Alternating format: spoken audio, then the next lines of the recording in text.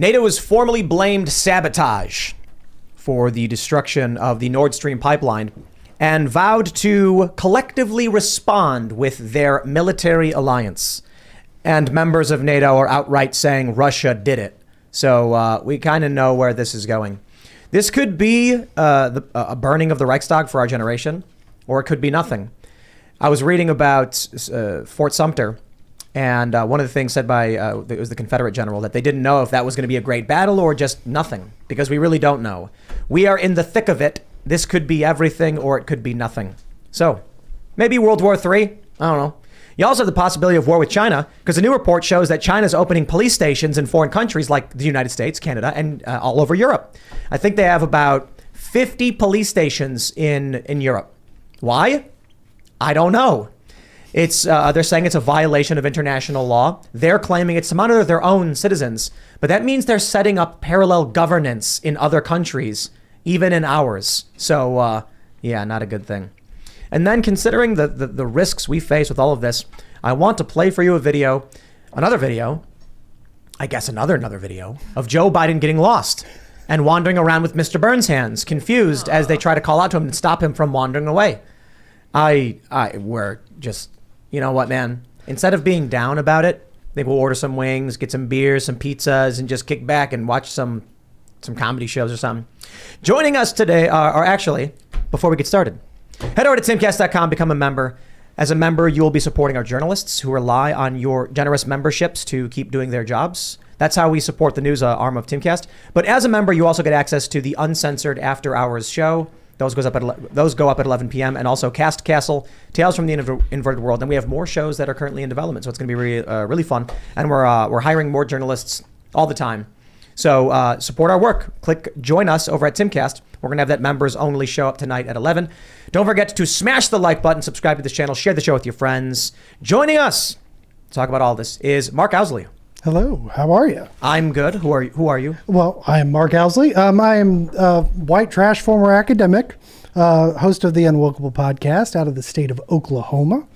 And, you know, I'm fighting undercover wokeness in red states. So thank you for having me here. I really appreciate it. Right on. Thanks for joining us. Yeah, it's good. We also have the t-shirt merchant himself, Luke Rudkowski. Hey guys, my name is Luke Rudkowski of wearechange.org. And as you know, I'm a very serious person. And I wanted to once again really now apologize for my antics the last few days. They were very unprofessional. It wasn't right for me to say all those things, the Bill Gates moves.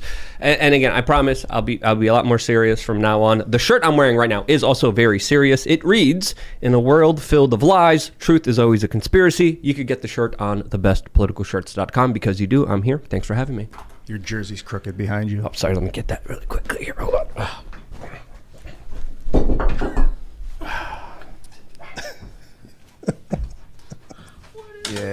Yeah, there it is. Is that good right now? Yeah, Get this man a flute. That looks better. That looks great. Really good looking. As I often mention, there are people who are just listening to this, like not watching the video, and they're like, "It just went quiet. I have no idea what's happening." You should definitely be watching. Video narrator. The video experience. Yeah, we need to get like someone with like a really deep voice. And there was a big butt. Turns. The curves were out of this world. Gigantic butt cheeks knock over a bottle as he turns to straighten a jersey. Thank you, Luke Rudkowski. Yeah. Thank you. Also, I'm back after a night off, desperately just suffering along with these people in Florida, I'm sure. I mean, not the way they are, unfortunately or unfortunately, but man, I feel some pain down there. I meditated. It's just, I mean, what can you do? It's a hurricane and pretty devastating. I'm going to roll a 20-sided die, see what kind of recovery I can bring to this evening. I got a 9. Ooh. Maybe it's a 6. Sad. Well, either way, the night's going to get hotter. We're going to say 9.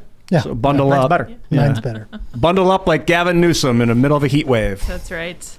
Well, tonight's show is off to a great start. Thank you for joining us, Mark. I'm very excited to talk about what we have to talk about tonight. Let's get going. Here's the first story we got from the Wall Street Journal. NATO formally blames Sabotage for Nord Stream pipeline damage. Military alliance says it would be prepared to defend its infrastructure from attacks in a ratcheting up of tensions between Russia and the West.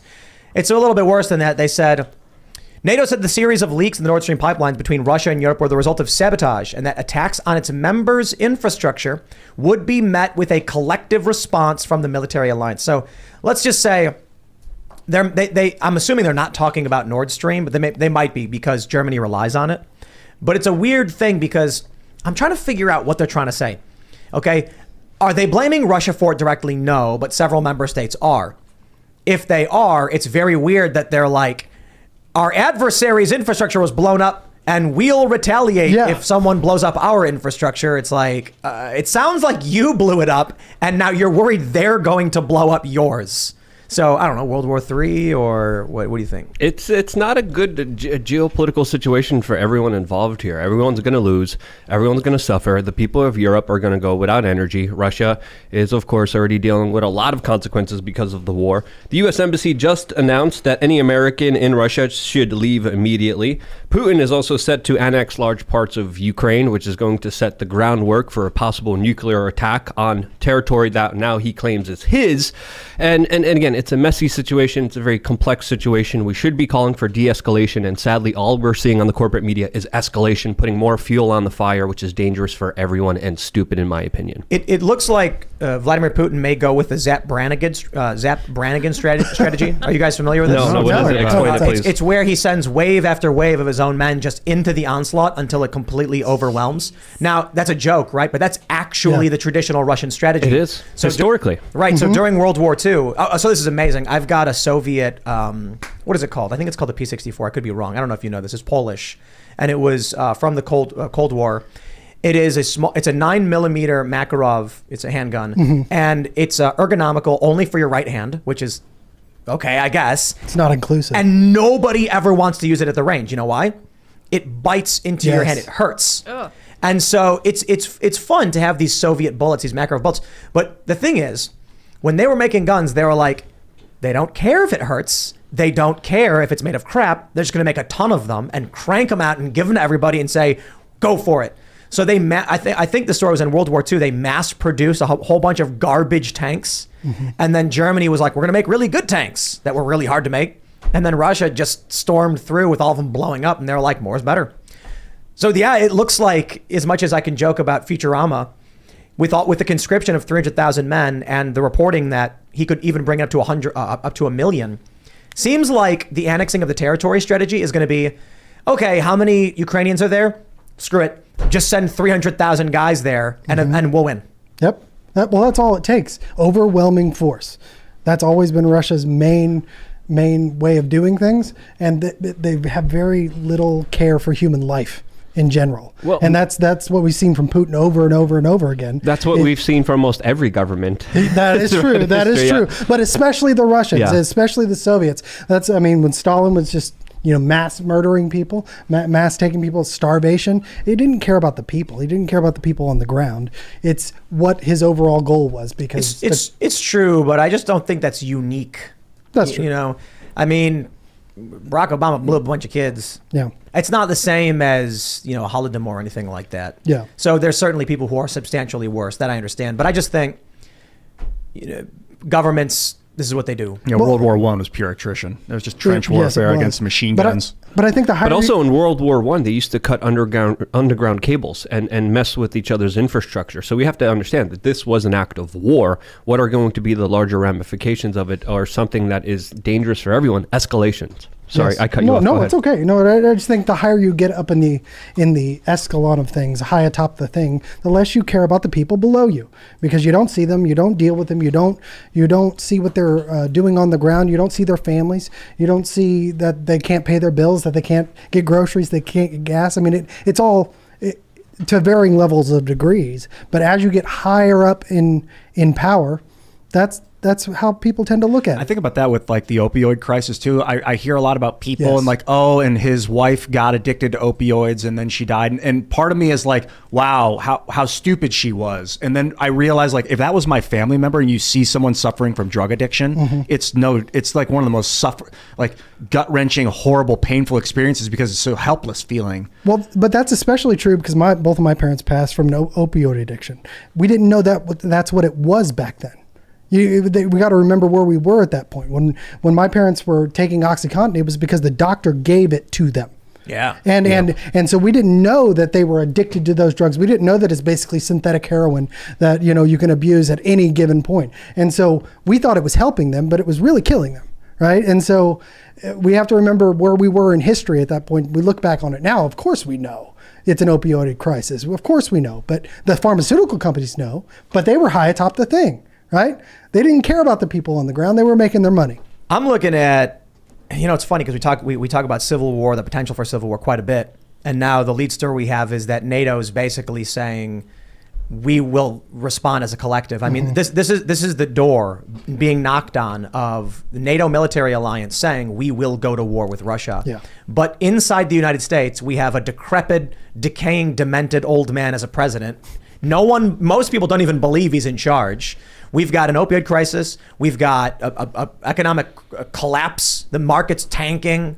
It's I don't know where this is going. But I don't. Is it bad? But no, Tim, absolutely not. We have a great vice president in Kamala Harris. She's a very strong, very thoughtful, very intelligent leader that just signed an official alliance with North Korea. North Korea will now be fighting officially on our side, according to the vice president of the United States with her statements earlier on today. So in the White House transcript, they struck the word North.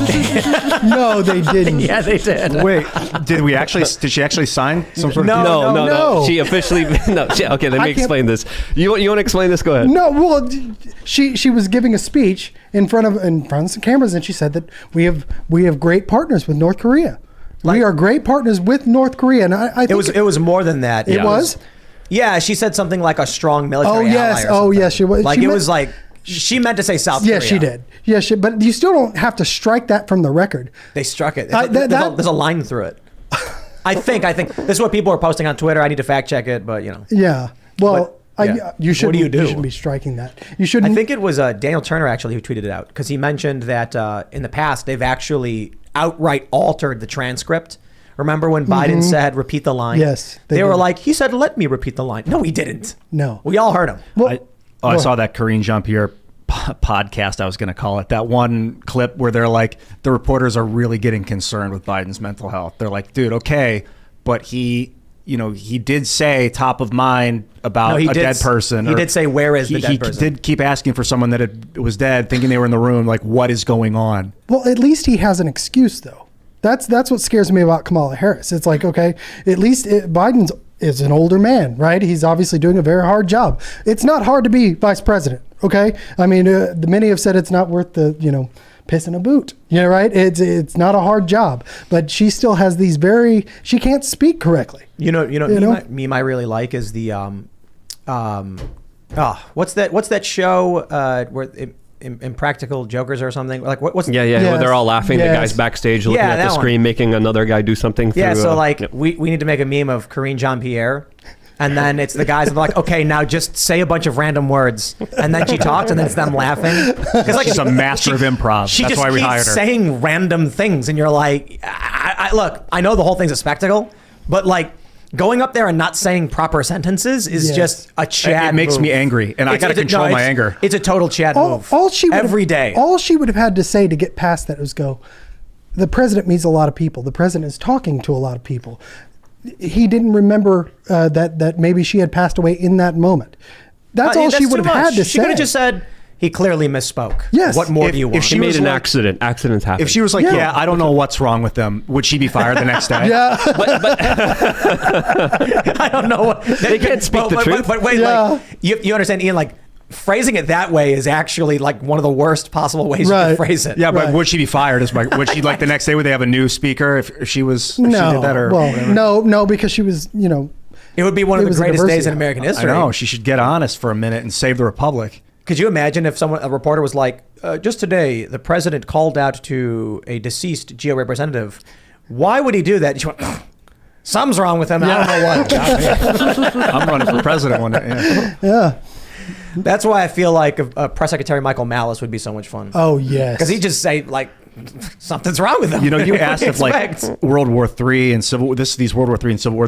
During World War I, the Russians had a civil war. So like it can be both at once. That's really what concerns me. If some crazy war breaks out overseas in Europe and Asia, as if we think it's going to stay there, that then there would be chaos internally. It's like, dude, you saw that the communist revolution brought a century of murder and decay, and then a split up into what they have now, which is no Black Sea access. Like they've had to fight to try and get back access access to the Mediterranean because after the Soviet Union was split up, whoever the oligarchs were that chose who got what said, no, Russia's not going to get Sevastopol. They're too strong. We want to block them off from the Mediterranean. But Russia did have they have a naval base there, and so they were like, okay, this is part of Ukraine, but we don't care that Russia uses it, and people there speak Russian.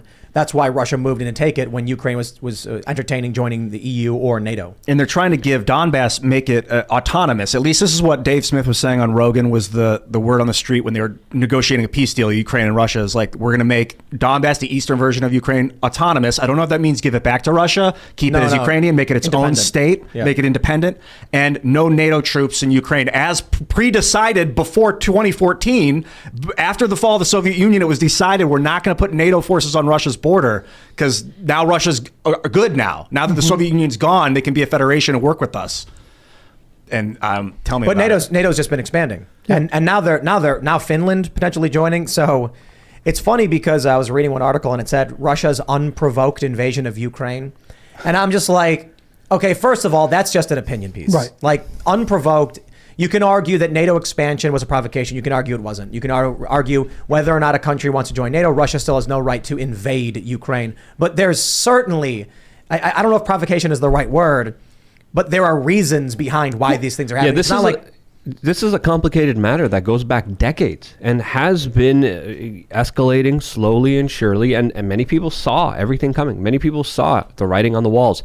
Putin is set to give a speech tomorrow specifically about this particular event, about his annexation of now more Ukrainian territory, as his troops look like they're also losing in a very important key city of Lyman right now. And it's also important to note here from a lot of the videos and a lot of the photos, some of it is propaganda, but it doesn't look like the Russians are having a lot of military success inside of Ukraine. And when you look at the photos, when you look at the videos, it's overwhelmingly a lot of Russian hardware being destroyed.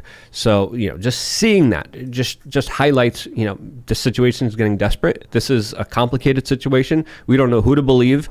Everyone's lying from each side here. There's a lot of disinformation. There's a lot of propaganda. And it's going to be interesting to see what he will announce tomorrow, as I will be keeping a very close eye on it. Well, and there's a lot of money being made by replenishing everything that's being blown up. Yeah. And that comes down to it, man. It's always, hey, how can we get more and more stuff in there, more and more billions of dollars worth of munitions, so we can put more and more in there when it gets blown up. That's when we're talking about this pipeline. My first thought was CIA. Second thought was corporations, like the corporations that are profiting off of the war. Mm-hmm. Right. So this new Baltic pipeline, whoever is running gas through there has a real good interest in taking away leverage from Russia. But I want to say one last thing on this. Look. Right now, we're dealing with a whole lot in this country with the hurricane, and there's a lot of damage down there. So that's why it's very, very important that we have a decisive president who takes the initiative and sends tremendous relief to Ukraine. Oh my gosh! Yeah, the billions of dollars over there. It's going to do great for all of the suffering Americans because while they're down in Florida looking at their lives being completely destroyed, in their hearts they will be warmed knowing that Ukrainians have guns. Well, that's equity, right? Yeah. I mean, it's global equity, but it's still equity, right? And also, surface-to-air missiles, which are finding their way on their black market. So, that's also really nice to have all over Europe, with fully automatic machine guns also hitting the black market all over Europe, which is absolutely crazy to send so much money, so much weapons with no accountability at all. I'm going to pull up this story here from U.S. News. Fears about World War III are growing amid Russia-Ukraine war, survey finds. Gee, I wonder why. Well, the Pope said we are in World War III. But this is interesting stuff. They said here we go. Look at this. Russia's unprovoked war with Ukraine. And I'm just like, is this an op-ed or is it a survey? Okay. The provocation for people to get reference is like if Russia had a military base, and this is what Dave Smith said again, in Montreal, and they took it over, and then they were establishing military forces and long-range missiles in Montreal. And then for us to go in and be like, no, we're taking it back, we're liberating it. That would have been, and to say that it was unprovoked of us to go back into Montreal when Russia had been building up there, that's provocation. Well, right. I want to read the story. Go ahead. They say in a survey of more than 70,000 people across the world, 3/4 of respondents agreed with the statement, "I fear we are moving closer to World War III." The findings are culled from the U.S. News and World Report Best Country Survey. Yada yada. It's from April 30th to July 13th. This survey was done before all of this went down. The craziest part is this. 80% of those in 5 countries, Indonesia, South Korea, Spain, Thailand, and the US, believed that we are heading towards a global war. Those surveyed within the age range of 25 to 35 were the most fearful, with 76% worrying about nations moving closer to another global conflict. So, what I think about when I see this, we always read history and it's condensed. And now we don't know which direction things will go. But I suppose the question I have is, are things de-escalating? The answer is a resounding no, especially with NATO saying we will, as a collective, respond to an attack on our infrastructure, which, here's what I think. It sounds like what they're saying. NATO forces, Western aligned interests destroyed the pipeline. And that statement was, Russia, if you retaliate, we will go to war with you. That's exactly what it was. And them trotting out Biden having said this just a few months ago, that if they invade Ukraine, we're going to get the pipeline. They can point it right back at us. And he gave them, that's another example of not having a president that knows what he's saying when he's saying it. Yeah, well, before, the president said it, the Deputy Secretary of State, Victoria Nuland, said this. I just did a video about her. She's a fascinating human being. She's known as the kind of, the lady of the neoconservatives, Miss Dick Cheney Light. She served under Dick Cheney during the Iraq War. She had her hand in almost every single U.S. global intervention in the past 30 years. And she said in January that if Russia invades Ukraine, Russia will not be having the Nord Stream 2 pipeline. One way or another, she said. And then Biden came out and I think made that particular statement that you're referring to. No. Nuland said one way or another, there will not be a Nord Stream pipeline. And Joe Biden said there will not be a Nord Stream if Russia invades Ukraine. Then a reporter follows up and says, how will you do this? It's controlled by Germany. And he says, I promise you we will get it done. And then he smirks. Yeah. And this is earlier this year, right before the invasion, right before the war. And even Salon came out and wrote an article saying how appointing Victoria Nuland to Obama's foreign policy team was, quote, a really bad idea if she's going to be a key player in his foreign policy because it's a high risk to everyone. So even Salon, even leftist news organizations were saying, hey, please, let's not appoint her to positions of power because this is going to lead to chaos. This is going to lead to war. She literally had her hand in almost every single conflict the last 30 years. And for her to still be calling the shots. She's also known as the lady that was organizing protests and working as a diplomat overseeing the Ukrainian revolution in 2014. I did a full video about this. It's fascinating to see her hand in this entire conflict from the very beginning, pushing the envelope. And I think we're reaching a situation where that envelope is about to fall off of the table because she is really going for it when it comes to instituting American policy that has put us on this pathway since 2014 that is extremely dangerous for everyone here. Here's a question that I have when it comes to this stuff. Is it worth war with Russia? Question. What do you think? Is any of this worth the potential of a nuclear war? No. None of it's worth it to us. Now, hold on. So let me ask you a question. Let's localize the conflict. Wokeness. All right. We're in a culture war, something that we are particularly worried about. Is it worth the culture war to stop what they're doing to kids and the indoctrination? Yes. Even if it leads to civil war? Even if it leads to civil war? Well, if we are looking down the barrel of overt civil war, is there a point where you would say, I am willing to lay down my arms to prevent war, knowing that it means the woke people will win and their gender ideology and the things that happening with kids will increase tenfold? Would you lay down, No. I think when you're talking about innocence, when you're talking about innocent children and what adults want to go to, then there's a line there. There's a moral line where you can say, no, I'm not. I'm going to pick up my arms. Right. So my point is not to in any way insinuate people should be fighting. They shouldn't be. Right. It's a question of when we localize the issues that we care about, when we think about it in the context of something that we're more directly concerned about. We as people, living and working in the United States and very focused on domestic issues, we don't know the full scale of the war. What we do know is that I don't want to die for whatever BS they're working on with Ukraine, right? Mm-hmm. The issue, I suppose, is understanding that feeling you have of I will not I will not back down in this culture war and in this political battle with what the left is doing with all this woke ideology stuff. They won't. The same is true for what the U.S. and Russia are doing.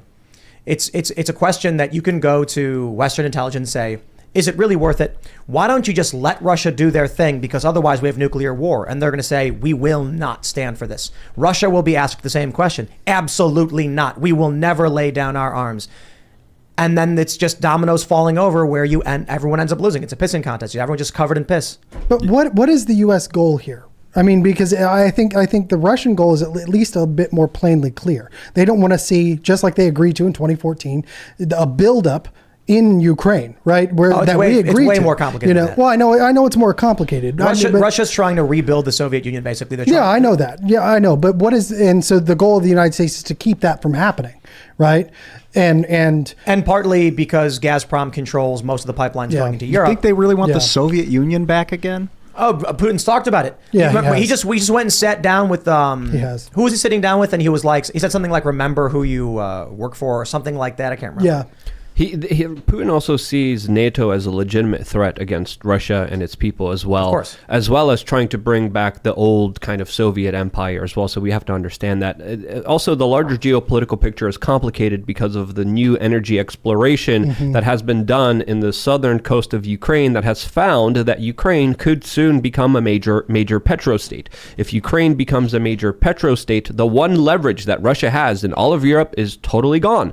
They will have a competitor on its doorsteps that will also house a lot of its troops that they see as someone that will potentially invade them in the future. So there's a lot of things happening here behind the scenes. There's a lot of things geopolitically, also with energy policy that people need to understand, and it's far more complicated than just unprovoked attack. It's not just that. There's a lot more involved here. They hate us for our freedom. Exactly. I think the goal is like global security. If you had to ask what's the U.S. goal here, not the number one top goal isn't just prevent the Soviet Union from forming. It's global security, and part of doing that is to prevent a Soviet Union. But honestly, we need to police ourselves, and we can do that with Russia as a federation of states, of people. Like, they're just people like us. They have a red, white, and blue flag. They broke up a crazy dictocratic state, just like we got out of the Kingdom of England. We're in this together. We're not. We are, as people on Earth, breathing the same air and drinking the same water. You have people who fundamentally view the world differently than each other, and there is no reconciling. Well, that will always be the case. That we view it differently. But the reconciliation is you just deal with it. That's what we've done for 250 years in this country. No, you don't. Right now, there are Uyghur concentration camps in China. We do not lay down and accept what China is doing to these people. We are. No, yeah, we have for like a decade. The United States is doing what they can, I suppose, with trying to avoid war. This is the point I'm trying to make with even civil war in the United States. We don't want to fight. Yeah. We don't want people to die, but we need this to stop. So we're constantly clashing with opposing forces that view the world fundamentally differently than we do. And there is no just stopping and saying, you know what, we're all people, China. Why don't you just forcibly rape those women and force their abortions? Well, you got to learn the language Never first. Do. This whole America first thing is ridiculous. This whole line of demarcation, calling us the West, it's all British-centric. Like, come on. You got to learn Russian and Mandarin if we want to peacefully resolve this stuff. Well, there is a good point there, because name a Chinese diplomat that doesn't know English. You know what I mean? That's something I've always thought about. When you're talking about speaking, I worked with Chinese students, for example. They knew exactly what I was saying, when I was saying it, how I was saying it, the connotation, the things behind it. And when they would speak, nothing. And when they would try to translate some of their things, some of the things they would say in their language to me, I couldn't quite get what they were saying, and they knew it. And that is a good point, that we need to maybe branch out at least our understanding of what other languages we're speaking, so we can make an attempt at least to try to understand where they're coming from. But that doesn't mean we can accept ever that atrocities that's like going on in China with the Uyghurs and with the women that they abuse, and there's videos of them running over old women in tanks and things like that. But at the same time, the Chinese are answering back like, okay, you're making these accusations against concentration camps. What about what you did in Gitmo? What about the CIA rendition programs? And we're seeing Chinese diplomats answer that back. And at least American policy should exemplify and practice the principles that it preaches to bring onto other people. And then those arguments would be more legitimate. But of course, there is a lot of criticism when it comes to foreign policy, when it comes to the military-industrial complex, when it comes to corporations and private industries that have been creating massive amounts of human rights violations, especially in Yemen, especially all over the Middle East, that again should be called out as well, stopped immediately if we're going to be lecturing other countries about human rights. But rest easy, my good friend Luke, because right now we can all huddle up to the warm bosom of Joe Biden, knowing that with his strength, America will not be defeated. Like this video, for instance, from Disclosed TV. Let me just make sure the audio is configured properly, which it's not, and then we'll play this video for you. Okay, thank you. Thank you. Mr. President. Okay, let me try that again. Thank you. So look at over here. Look at this. Thank you. Uh-oh. Oh no. Where's he going? She tries to stop him. I love it. Run away. It looks like an episode of The Office. Yes. Yeah. It does. Yeah. Man, you really could. This really could be a sitcom. It's kind of like Veep or something. Well, somebody's got to make fun of it sometime soon in a formal way. But look, here I have a legitimate question. See his hands. Look at Mr. Look at. Oh yeah, Mr. you President. tweeted this out Yes. earlier. This is great. See his hands. I remember, when I'm a kid, Mr. Burns, he walks around with his hands like this, and I thought it was just like, that's Mr. Burns. It's something funny. And you see Joe Biden doing this. I'm like, is that something that people actually do when they get old? Maybe it's like a balance issue, because if their arms are swinging at the sides, you lose balance easier, maybe. And so they keep them nice and Maybe. tight to the I have chest. seen this in old people. Yes. It's you kind do. of weird, right? I never thought about it until just now, but they definitely walk like a little. Well, maybe they could catch themselves if Yeah, they fall. it's like- it's like- like Whoever was like I'm gonna Mr. fall. President Yeah. thought he was about to topple. Well, and remember he fell trying to grab the dog's tail, right? Right, And yeah, hurt I himself. remember Oh, yeah, that. slipped Well, in the so I shower. mean, he maybe Yeah. learned his lesson. Yeah. You know. He's got to be really careful. Yeah. I don't know, man. But to get serious, I would just like to apologize for the joke opening the segment, because no, we are not going to rest easy with this president. Look, man, when I wake up to the news that NATO is like, yeah, that was sabotage and we will destroy our enemies. Well, they didn't say it like that. But, they said they'll collectively retaliate. I'm like, this is a major historical moment where the NATO military alliance says formally that we will enter the war against you. And like, we know what that means. And I'm just like, and Joe Biden is the president. And I'm thinking of videos like this. There's the video where, remember when he was like doing the cornholio thing on CNN? There's all the gibberish words. And, for a while, the media kept trying to act like he was fine. And these left activists and these Democrat activists were like, he's totally sharp. He's totally with it. It's Trump who's crazy. And they can't anymore. Now we have, the funny thing is, not only is Joe Biden's brain not working, but the reporters try talking to Karine Jean-Pierre and she just says a bunch of random words. And now it's like, at a certain point, I think regular people and these journalists are kind of like, I don't think anybody's at work. Right. Like, I don't, it's like, imagine you go to an Applebee's and you walk in and there's just like nobody. And you're like, hey, what's going on? They're like, sup? And you're like, I'm hungry. And they're like, cool. That's good. Are you open? No. Okay, you'd leave, right? But this is the government. This is our country at a time of an escalating towards war with potentially China, with Russia, an economic collapse. But you know what?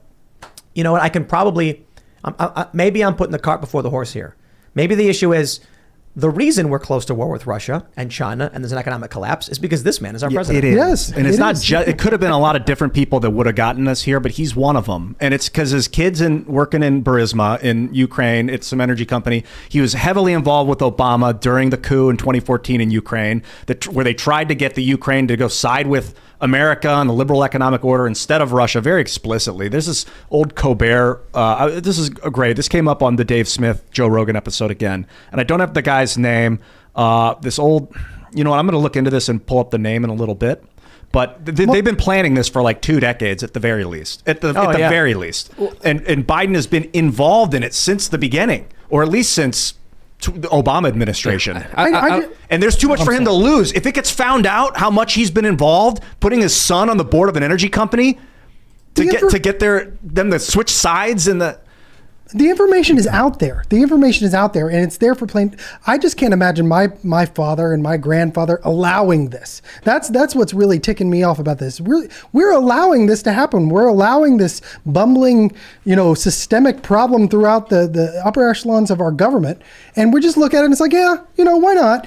Ultimately, we're the ones that are supposed to hold these people accountable. And I see none of that from the media, or not none, but not near as much as you should have. And Why are we allowing this? Let me give you one of my favorite Wikipedia articles of all time. It is the Biden-Ukraine conspiracy theory article. Let me read for you this opening line. The Biden-Ukraine conspiracy theory is a series of false claims centered on the baseless allegations. Oh, they said false and baseless. Thank you.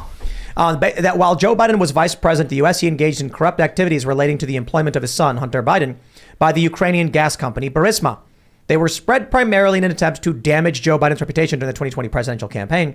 U.S. intelligence community analysis released in March 2021 found the proxies of Russian intelligence promoted and laundered misleading and unsubstantiated narratives about the Bidens to U.S. media organizations, U.S. officials, and prominent U.S. individuals, including some close to the former President Trump and his administration. Now, over here on the right is a picture. It says, Victor Shokin, one of the primary subjects of the conspiracy theory. The conspiracy theory alleges that then Vice President Joe Biden withheld loan guarantees to pressure Ukraine into firing Shokin to prevent a corruption investigation into Burisma and to protect his son Hunter Biden. Let's slow down real quick and break down what's wrong with this paragraph. We'll go step by step. Victor Shokin, prosecutor, he exists. He is, in fact, subject of the story. All right, next sentence. It alleges then Vice President Joe Biden withheld loan guarantees. He did. On video bragging about how he did. Sure Next. did. They say to pressure Ukraine into firing Shokin. He did. It's on video. Him saying, so SOB, guy gets fired. They say to prevent a corruption investigation into Burisma, full stop. It did. The firing of Victor Shokin, which Joe Biden bragged about, did result in the ending of, I think, 12 active investigations. Check Matt Taibbi's reporting on this.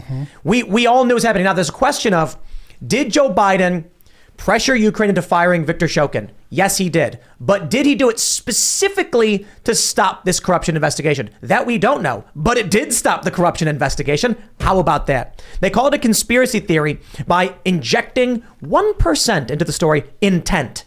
What we know is Biden did threaten to withhold, illegally, I might add, loan guarantees, did get the prosecutor fired. The firing of the prosecutor did result in an end to investigations into Burisma, and that did have the added effect of protecting Hunter Biden. Now, I call that plain and simple a conflict of interest. That alone warrants, in my opinion, some kind of inquiry, investigation, or hearing to get to the bottom of how that happened. Because there is a question of the intent. But you know what? I don't know his intent. To call that whole thing a conspiracy theory, what you're actually saying to me is it's probably true and you're terrified that we found out. Yeah.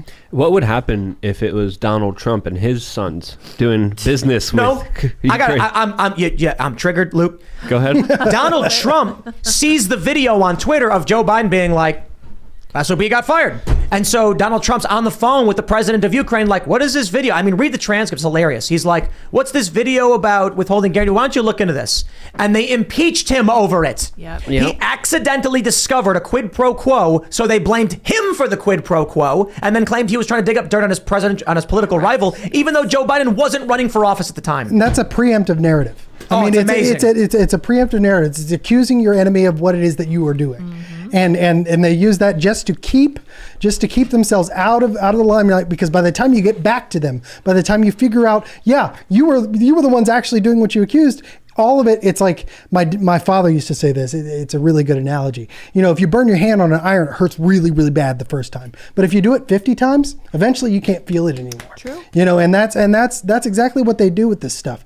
And they do it to protect corrupt people. And it's plainly visible. I just wish that we could, get some of the feeling back in our calloused minds on these subjects and do something about I it. got the name. This guy's name is Well, you got to grab your microphone. Gideon Rose on Stephen Colbert Report back in the day. There's a video of Gideon Rose on the Colbert Report talking about the plan to get Ukraine away from Russia and take it to the United States. This is like in 2008, 2009. And it is so overt. He's blatantly like, yes, think of it as like, they're the Robin to Russia's Batman, and we got to get Robin to be on our side and not on Batman's side. So he's basically saying we're the Joker?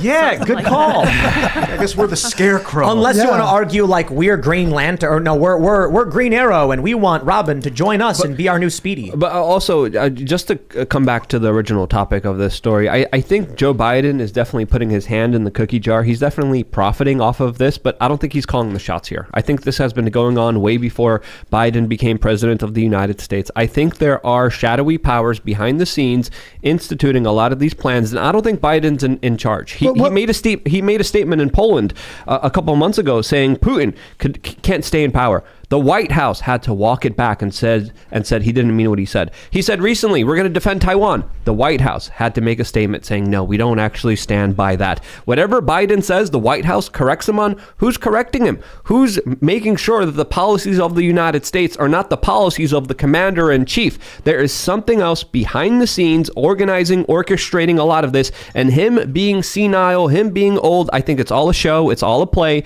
so he could be the fall guy for the larger agenda that's being shoved down everyone's throat. But why did Obama put Ukraine in his portfolio, though? You know what because I mean? he When has he was connections with his vice sons. president. Because he was known. Well, did he have those connections before he was vice president? Or did he make those connections because he was Well, vice he was president? also on the Senate Intelligence Committee. He was also a longtime senator. So he had his hands in a lot of foreign policy, in a lot of contracts, in a lot of business dealings between China and all these other Kazakhstan countries all throughout the world. So he was a man who, of course, had intelligence connections and had his hands everywhere. Yeah. But it looks like Burisma was very pro-Russia before the Ukraine flipped in 2014. And so the way for Burisma to be like, hey, America, we want to be on your side, they were like, we'll just take our point man. Their point man was Biden. He was the guy. We'll just take his son on our board. And that way we'll make sure we're on the up and up. We'll profit. Wasn't there a former CIA director? Yeah, something? and a CIA guy was on there too. Yeah, on Burisma's board. Yeah, that was their way of snuggling up to the United States after the revolution, you can call it. Luke, I think you're right that Biden's not calling the shots like we think he is, or that a lot of people think he is, and Trump wasn't either. He tried to get the troops out of the Middle East, I think out of Syria particularly, and they did what they call shell games, where the military is like, yeah, they were lying to him about the numbers of troops, so he's like, okay, then I guess we've reached our number of withdrawals. They're like, yeah, that's right, and they weren't doing what they were told. Well, Okay, it was a former director of counterterror, Joseph Kofer Black, who was, I believe, he was on the board. He was on the board. So I think he's the CIA guy. I don't think it was director or anything. Well, and going back to your point of Biden. Oh, he was director of counterterrorism specifically. Okay. Sorry. Going back to your point of Biden being kind of the shell guy. You know, I just keep going back in my mind to Obama saying, you know, if I could just have a third term where I wasn't taking all the arrows and I could just put somebody up there, do all the, you know, take all the crap that I got for all these years and just make the decisions behind the scenes. That's what I would really like to do. I just keep going back to that, and it makes a lot of sense. With what you said but there. Obama wasn't that big of a war hawk when That's it came true. to Ukraine. He Well, was that- afraid to send lethal weapons to Ukraine. But was that because he didn't want to be, or is it because he couldn't be? That's a good question. I don't know. I'm not in his mind, Yeah. but we know he was very soft on Ukraine comparatively to a lot of the other neoconservative, hawkish policies that were pushed on by previous and predecessor administrations that were more heavy-handed and escalated tensions even more than he did. Yeah. But he even, when he came out of office, said, I regret being so hawkish.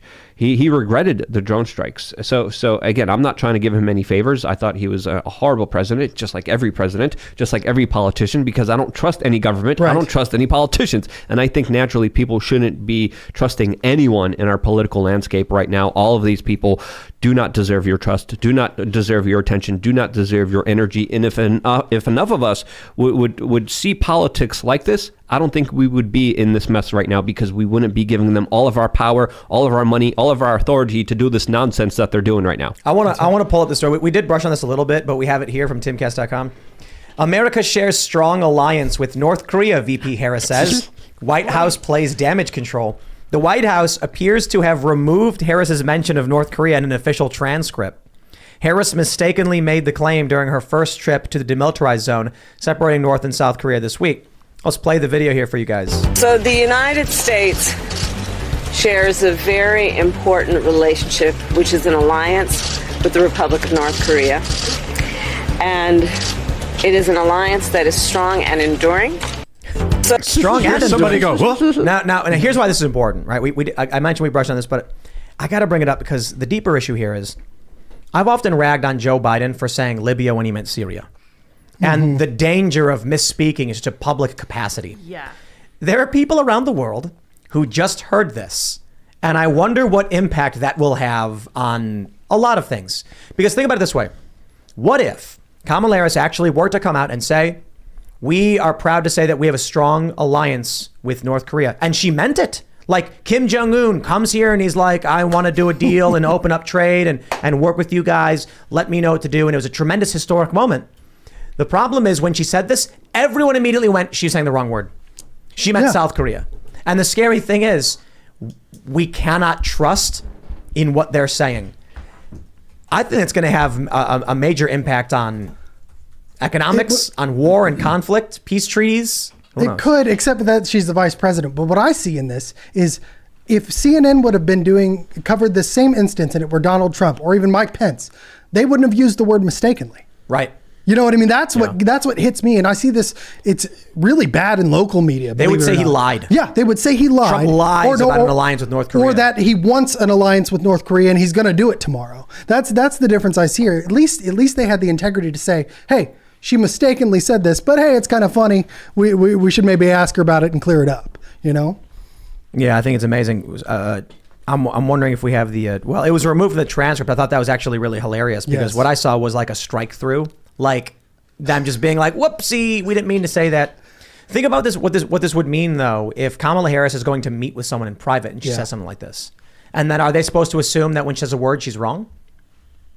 Well, they do it with Joe Biden all the time. This is the thing though. How old is Kamala Harris? She's in her 40s or what, 50s?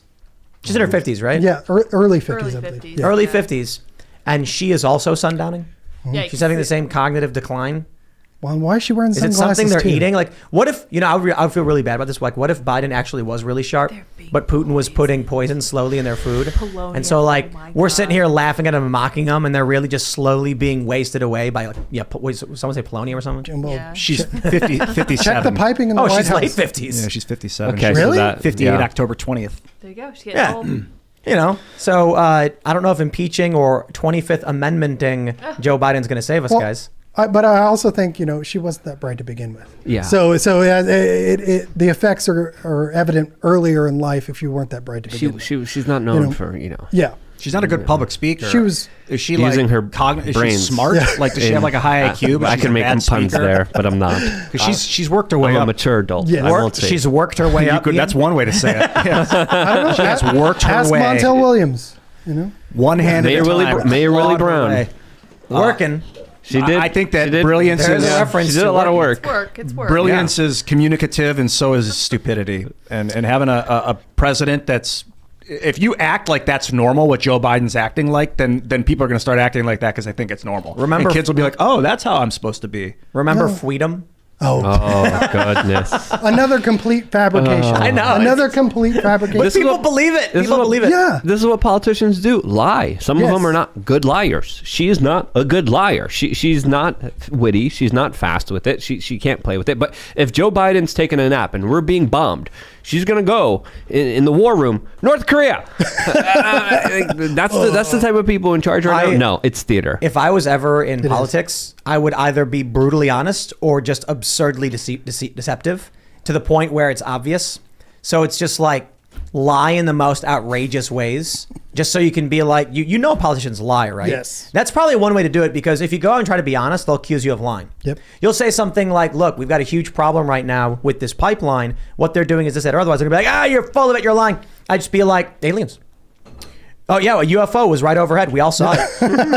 And they'd be like, whoa. Blow They're up their admitting it brain. now. This is Blow up their brain. No, but this is the crazy thing, right? If you say something outrageous, people go, they admitted it. Yeah. But if you say something seemingly normal, they're like, nah, you got to be lying. I expect an outrageous story explaining what's really going on. What is it? What is it that is breaking our brains to that end? You know what I mean? Our brains? Well, not our brains, but collective. The world, especially the United States. It seems that what you're describing there is so endemic in our society that we can't believe a blatant truth. We poisoned We can't people believe with a- high fructose in 92. We started poisoning, and then those people had kids. So it's like the second generation of poisoned minds.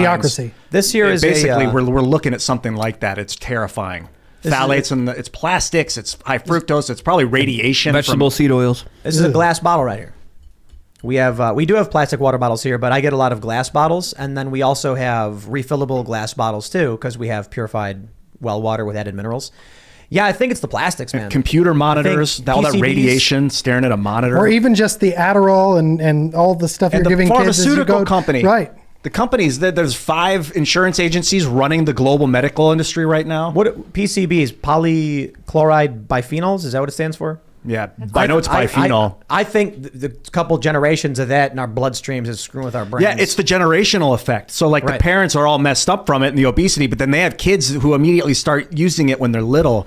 And Well, now before it's that, it was just- lead. And it was lead. I Yeah. mean, So depending on the That generation. lowered IQs Yeah, severely. it did lower IQ. fluoride. Yeah. I mean, it's time to go live in the woods and just live off of purified, get your own charcoal Cut filter. and carbs sand. out of your diet for 10 days. I mean, you'll feel like you're burning inside for about on day 5 on, but after day 10, it's out of you. And you are like clear. And then if you start eating bread again, it's so easy to kick it once you've done it once. That didn't happen to me when I cut the carbs out. Really? I didn't notice anything Man, at I all. had a Really? horrible Yeah. pain. You lost weight. Throbbing. I mean, I lost a lot of weight really fast, Yeah. but I went didn't get cold keto turkey. flu. I wasn't no headaches. It's just normal.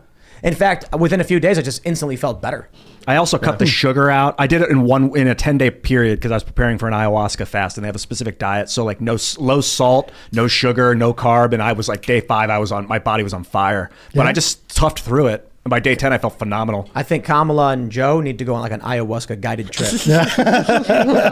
Just head out to Delaware, and just like- do a little Mega dose of mushrooms. With Putin. What am I doing? I'm the devil. With They can Yes. see North Korea from here. Or if they want to fight a war, bring them on a retreat, right? Be like, hey, you're going to do high doses of mushrooms, acid, LSD, DMT, whatever. You have to do one of those. Afterwards, if you still want to fight each other and you want a war, you guys got to fight it yourselves. Sorry. Duel it out. Figure it out yourselves. Man on man, woman on woman, doesn't matter. Why don't do it? Why don't we do that? What movie was it? Was it Troy? Where it's Yeah. like Yeah. instead of going to war, that's your best fighters will Yeah. fight, and then if Why whoever not? wins, Absolutely. wins. And that future can happen if we didn't put all of our faith in government. But nobody it makes could money. happen. I like you nominate a champion, and then it's like, I hope you win because I don't want to live by their rules. Like, oh, we lost, but oh well, no fighting. I like that you're encouraging me not to put my faith in government because I think directly appealing to the Russian people is the way to go. You're listening right now, and I hear you, and I'm with you. People, you're in Russia. You citizens are listening right now. I know it, and we got your back, man. None of us want this war. There's a Russian guy, and he's like, they're talking about me. I am talking about you. I'm here with you. We're on Earth together right now in this moment. You're listening. Yes, I don't- Vlad. You don't have to Vlad. comply, Vlad. It's okay. Is that like the most common name in Russia or something? Pretty much, Vlad? yeah. Vlad. I can also be like this, Muhammad. Thanks Yuri? for watching the show. But I'm done appealing to the politicians for this solution. It's the people. It's bottom up, man. We got to work together. I got it. Dave, you forgot to take the garbage out. Dave, probably Dave, Dave is Smith, very honestly. happy that you mentioned that right now. His wife will also be very happy. Yeah. Don't forget your anniversary, Eric. Snap. Oh, You're man. pleasing a lot of people tonight. We're going to get super chats, and people are going to be like, whoa. And your views just skyrocket.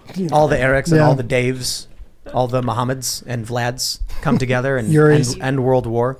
And Kamala's. Yeah, there you go. Yeah, man. It feels like the issue, I think, with this war stuff, someone super chatted something like this, that the liberal international economy needs to be stopped, and that's what Russia is doing. But I think that's just propaganda still. I don't think Vladimir Putin is some noble guy who's like, No. the new world order is bad and must be stopped. Yeah, right. He's got his own interests. He's got his own agenda. He's got his own ideology. You've got competing ideologies. I'll tell you this, though. I don't like the World Economic Forum people in the Davos group. They're crackpots and they're psychotic. So I don't want to root for anybody other than, hey, we shouldn't go to war.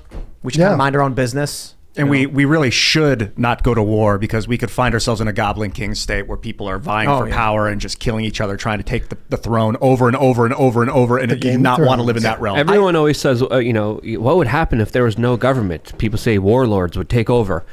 What are we living through right now? Like, warlords Well, have taken I over. mean, yes, they're taking over and they're pushing for war. But most of the earth is not in conflict right now. We're sitting right here having a conversation. So, there's at least some structure that gives us. Now, where are we heading that direction? It seems that way. It sure does seem that way. But the possibilities of calamity and the destruction of the entire world is there because of the technological advancements, because of the military hardware that is out there that could literally wipe this entire planet out of the universe. So Yeah. that you know. But we've been living with that since 1945. Yeah, I don't think less you know what I government mean? would be better. Well, it would be like not- chaotic. Like right now, there's the technological advancements in nuclear weapons. Well, I know it's gotten. I know, but I'm just saying they've been pushing it right along. But we've been living with that, and better angels have prevailed up to this point. But it seems like we have all of these forces just pushing us more and more at multiple different levels into more and more conflict. Because you were talking about if we had a World War III, I'm really concerned. Like you were saying, that America wouldn't be unified like they were at 9/11, or we were in 1945, or at the beginning of the Vietnam War. Even we would have our own sub civil wars while this other war was going on. Someone in the comment section told me to go to Mogadishu. I did. I went to Mogadishu, Somalia, just to talk about this very specific issue, because everyone says, you don't like government? Go to Somalia. I did. I found nothing but governments everywhere. There's like four governments literally Very just sending corrupt. weapons and arms everywhere. But isn't that human nature? The Middle Eastern government, the Turkey, the United States. This is a bit we got to do for Cast Castle, where it's like Luke's nightmare is he like turns the corner and there's like people from the government like and he turns around, there's a different government. Government inspectors, licensing. That would be really funny. But we are chained Somalia. You could see my adventures in Mogadishu, and you could see all the government that's there. I can solve all of the political violence in this country. Simmer everything down. It really is easy. Government mandated chicken ownership. Amen. Everybody's Amen. got to take care of chickens. Let's do it. And you eat the eggs. No more buying farm eggs. Sorry, farm businesses. All your egg businesses are gone because we're gonna have our own chickens. And what we're gonna learn from this is peace. Yeah, That's right. no. If we really had a caring and considerate government during these very difficult times, during these very hard financial times, they would be trying to incentivize personal responsibility. They would try to say, hey, maybe you should get a chicken. Maybe you should try to learn how to grow your own food. Maybe you should try to have some kind of livestock so you could actually not be dependent on anyone, because we're not going to be there for you when we screw you over. And look at the etymology. That's it, real quick. But I just want to point out, you're right on that one. Being personally, the point I'm really trying to make is owning chickens. What I really mean to say is be responsible for the food you eat. Source as much of your own life as you can. But I just want to add, there is nothing more heartwarming than walking up to the coop and watching all of the chickens waddle over to you because they know you got food, and it's hilarious. It is. They're like goofy looking little things with their mouths hanging open like morons. But we have active attacks on people who try to teach individual responsibility. Yeah. Just look at Jordan Peterson. I think y'all were talking about this a little bit yesterday. Yeah. But it's like they attack him for no other reason than he's just Right trying now. to help people be self-sufficient. Yeah. And that's what teachers in schools used to teach kids how to be self-sufficient. Here's a really interesting story. I think I found a kindergartner test from like 1983, and to be, first of all, you were almost 7 years old to go into kindergarten back then, and when one of the line items on the test was you have to be able to walk 6 blocks away from your home, go into the store, buy something, and bring the money back with correct change to your parents. great. That was something that you had to be able to do to go into school. Now they want you, at 3 years old. And this is what I keep telling people at home in Oklahoma, because, we're all gun owners and I believe in Second Amendment, but the government is after your kids, and they don't need your guns if they have your children. Yeah, your and children they will don't come need your and- guns. Yeah, have if your you look children. at what's happening in our society, the people who are being attacked the most are the people who have the most freedom. Who has Yes. the most freedom?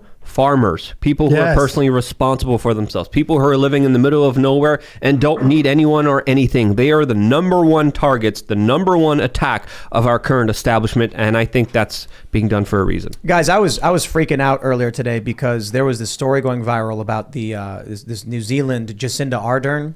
Oh, yeah. And apparently she was calling for censorship, and I got really scared, and I started sweating bullets, and I'm like, what's happening? Is disinformation coming? And then, thank you. Newsweek published the fact check. Oh, cool. Did New Zealand's Jacinda Ardern call to censor free speech? Yes. No. No? Thank you, Newsweek, for correcting the record. It's false. She Moderately didn't false. actually call for censoring free speech. I was worried, Yeah. because this idea that a world leader would be like, we should control the flow of information, really scared me. But thank you, Newsweek, for correcting the record and letting us all know what really happened. Yeah. Let me play the video just to make sure everybody understands. We're booting it up here. We got Twitter loading up. Here we This go. week we launched an initiative alongside companies and nonprofits to help improve research and understanding of how a person's online experiences are curated by automated processes. That's not so bad, right? This will also be important in understanding more about mis- and disinformation online, a challenge that we must, as leaders, address. Sadly, I think it's easy to dismiss this problem as one in the margins.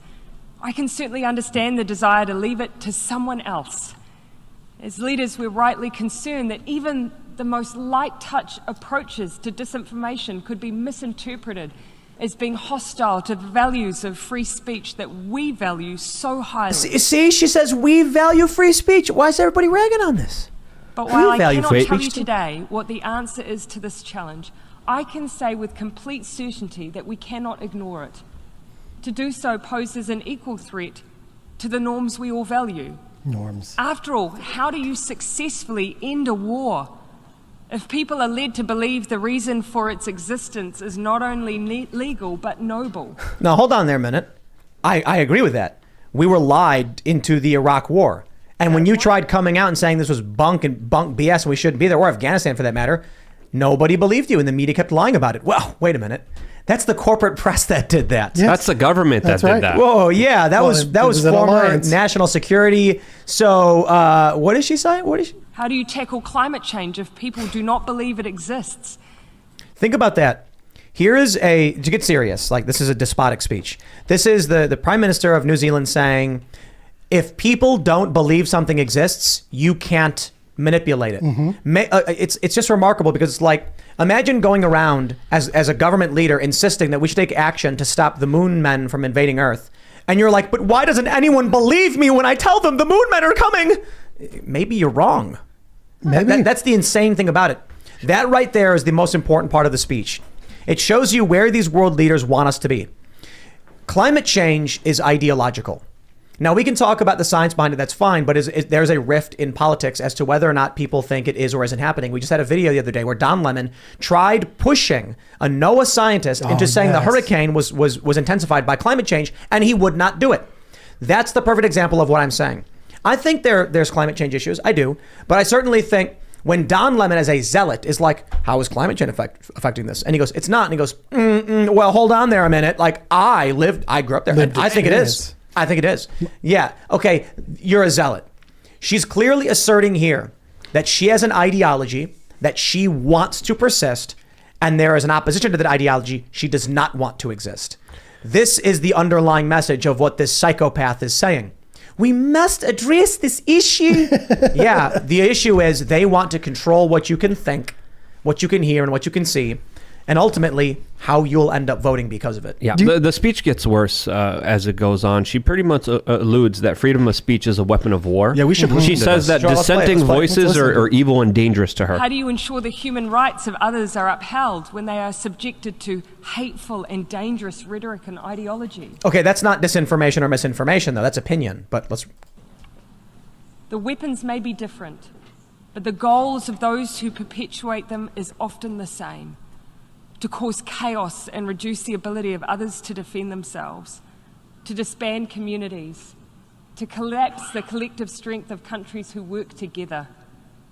But we have an opportunity here to ensure that these particular weapons of war do not become an established part of warfare. Weapons of war. She even admitted that it's I just often... can't- It gets worse. She's calling for a global Many censorship times, effort. I'm Is she saying that acutely aware people of how often easy it have- is to feel disheartened? We are facing many battles on many fronts, but there is cause for optimism, because for every new weapon we face, there is a new tool to overcome it. For every attempt to push the world into chaos is a collective conviction to bring us back to order. Good news. Yeah. We have the means. We just need the collective will. Global censorship Collective. effort. This is the end game that they're hold working on. on, that they're pushing for here. She is a globalist, World Economic Forum lackey and stooge. She has secret meetings with BlackRock. She locked down her entire country and punished people for political causes during a national, quote, health emergency. When a few cases popped up, she locked down and destroyed people's livelihoods just a few months ago, and we cannot forget that right now. Well, this hold on. speech is Look, dangerous, and it shows us where we're going. Newsweek says says fake news, Luke. Newsweek says you're wrong. And I know I just listened to what she said, but I see a little meter with a needle pointing to the red one. So And that's all you need. That's all you need, baby. That's all you need. Can I take this home for just a second? So I'm in Oklahoma. Nobody looks at Oklahoma. We got 2 college football teams, and that's what people think of. But the president of the University of Oklahoma gave very much this same speech about inclusive free speech at the University of Oklahoma, of saying that, we can't have free speech unless everybody feels the same and thinks the same and says the same things. Yeah. And so that it's coming from the ground up and from the top down. And that's what we have to start realizing. And that's why I really want people who are, like me out there in the trenches in these states that maybe nobody pays attention to, looking for this in their local media, looking for this in their colleges and in their schools, because it's not just coming from leaders of New Zealand or even the United States. It's coming from your local leaders, from your university leaders, your school leaders, and your business leaders, even at a point. Well, this is the gaslighting that's happening here. Like, you saw what she said. It's totally fake news. Don't worry. Just trust us. Again, this is the Orwellian. This is 1984. This is what they're essentially after, because if they can control information, they know that they control people's minds. And the only thing standing in the way of them subjugating and controlling everyone is people just being able to talk freely with each other. That is the biggest threat against their entire Ponzi scheme, which is their governments. And this is not just the local government of New Zealand. They are working together on a global effort with many leaders, many prime ministers, many presidents, many people behind the scenes who are really controlling them, saying, hey, we're going to push this slowly and surely.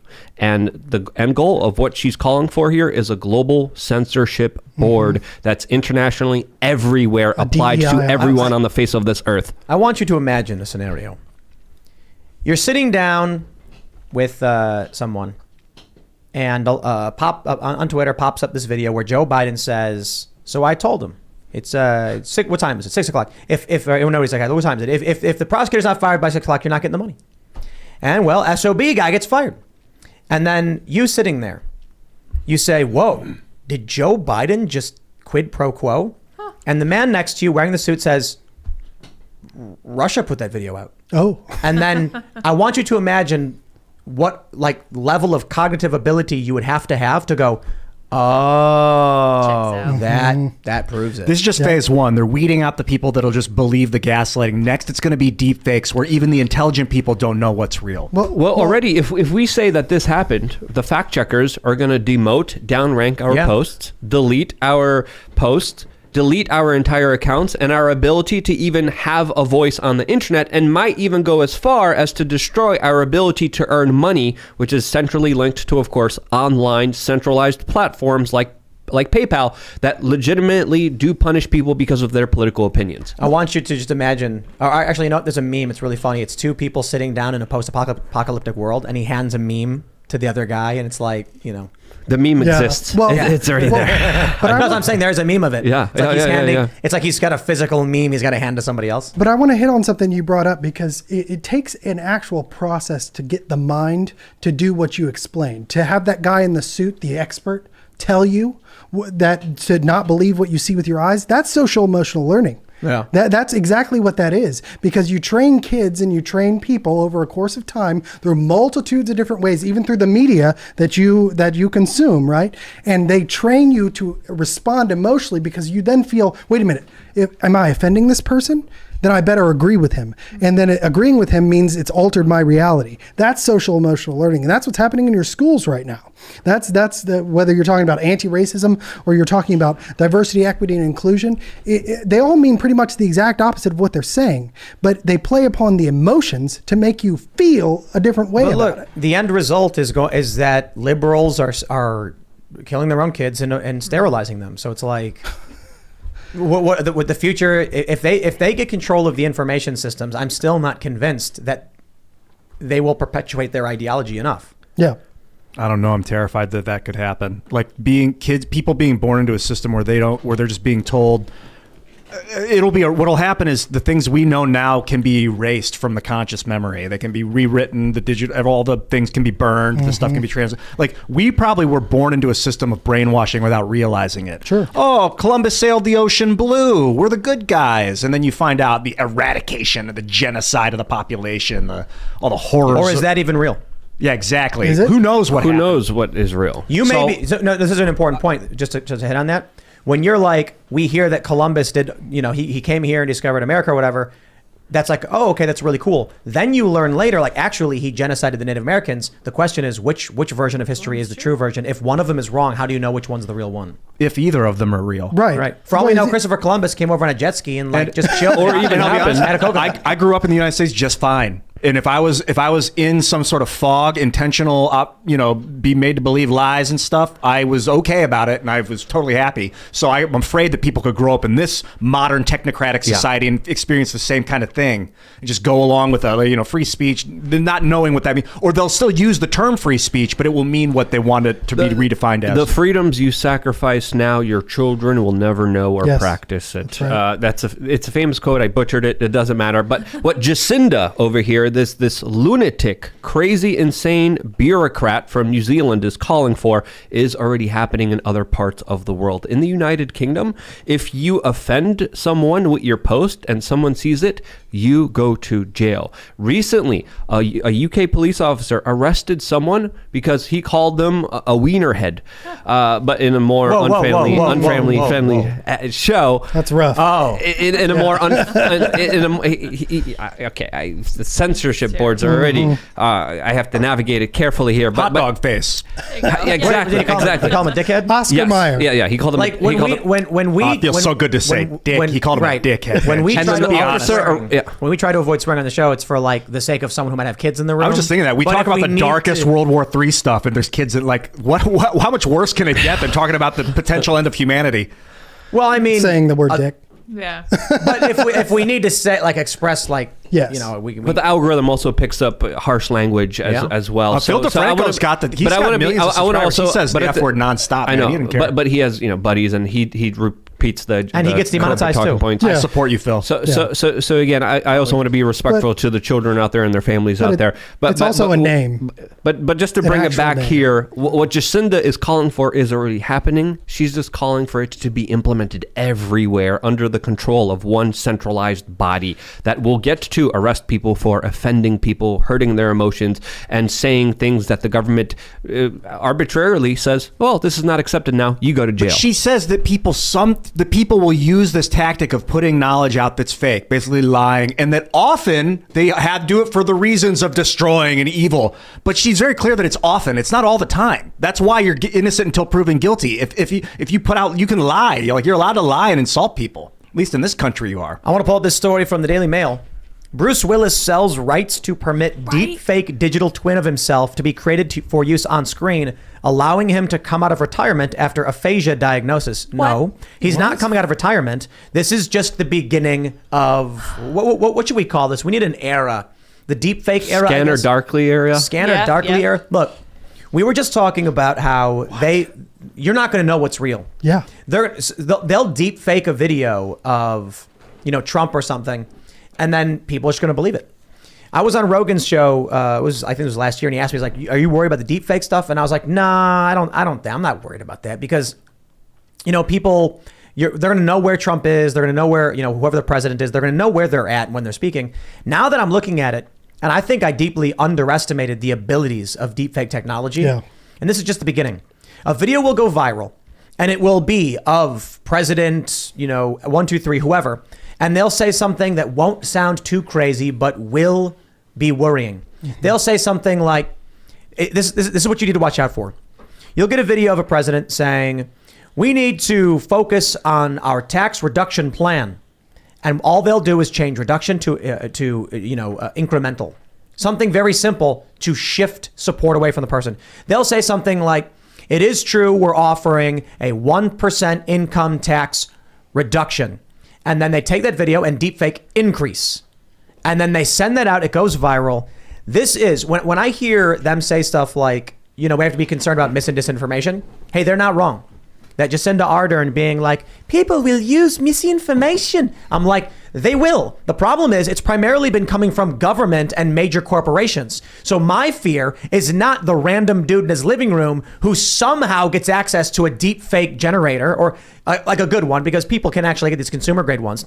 My concern is government or military grade technology that can generate deep fakes. And then one day you're an anti-war activist. You're say a Julian Assange, and then all of a sudden a video gets leaked, which is indistinguishable from any other normal video of you saying something believable but reputation damaging. And you come out and say that's a deep fake, and people are going to be like, oh, get out of here, conspiracy theorist. And then the media can run the video, and when you threaten to sue, they'll say, but Your Honor, we have a video of him saying it. And the judge is going to be like, can you prove it's fake? And they're going to go, how do you prove it's fake? It's a deep fake. And they're like, either prove it's a deep fake or it stands. That's the world we're entering. And you know what? I got to tell you, we're there already. Yep. We are there now. This story about Bruce Willis, this is entertainment. I've heard that government organizations will like put files on people's computer and then go get their, you got child porn on your computer, and they bust somebody for it. They do that. They do that with deepfakes too. They call, as government mean to control the mind. I mean, mente is mind. Govern, the root of the word is to direct or control. It's a Latin term. It's just mind control. I mean, that's the essence of government, is controlling people's thoughts. Well, and it must be noted that Jefferson, the quote on the inside of the Jefferson Memorial is, I declare eternal hostility against any form of tyranny over the mind of man, and that they were wanting to tear it down in 2020. Interesting. That's all Wow. Man, we also have to understand that this technology also is developing at such a very fast rate. This is what's public. What is not public? What don't we know about? And personally, from my own speculations and my own kind of thinking about this, if you could deep fake actors and certain videos, you could probably deep fake individuals. You could probably deep fake influencers. You can probably deep fake entire social media accounts to pretend to be somebody pushing an agenda that, of course, is going to be making videos, is going to having, the selfies, is going to be, of course, broadcasting about everything, but everything's going to be user computer AI generated to push a certain idea, to emotionally manipulate you in a certain way that benefits a multinational corporation or a private entity and interest that, of course, that want to manipulate you for their own personal causes. Who's going to be doing that? Very powerful people. The billionaires, the multinational corporations, the government, the secret societies, the intelligence agencies, all of the people now saying, hey, you having free speech is bad. We need to control all of it, which is an absurd idea. And what Ian is saying is not too far away from the reality.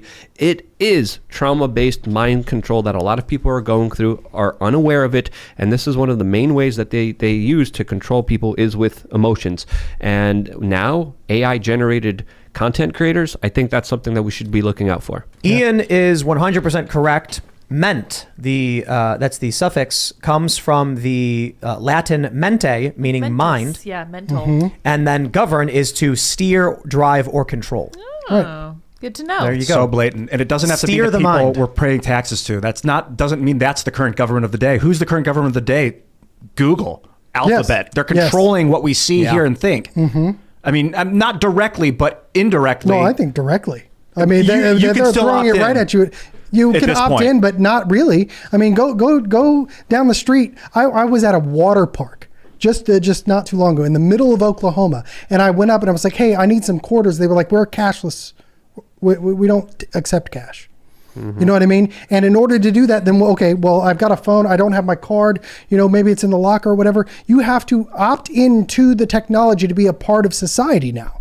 So I think it's absolutely direct, and it's pervasive, and it's becoming more and more pervasive in not just the AI way or not just the deep fake way, but in the everyday, I've got to feed my family, go to school kind of way that everyone deals with. And that's the real danger of this, is that it's a part of everyday life. So it's actually Greek before Latin.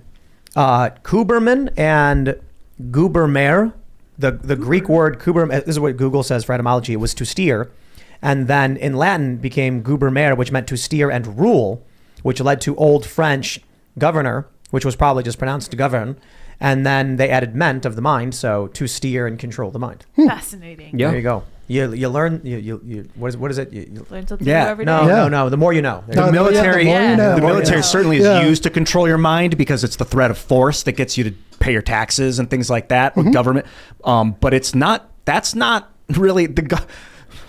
Man, it's like a usurpation of global governance happened in the last 20 years, and we're waking up to it The now. liberal international economy, my friend. Yeah, it was stripped by Alphabet. Like without us realizing it, they just took control of the narrative. You guys have it.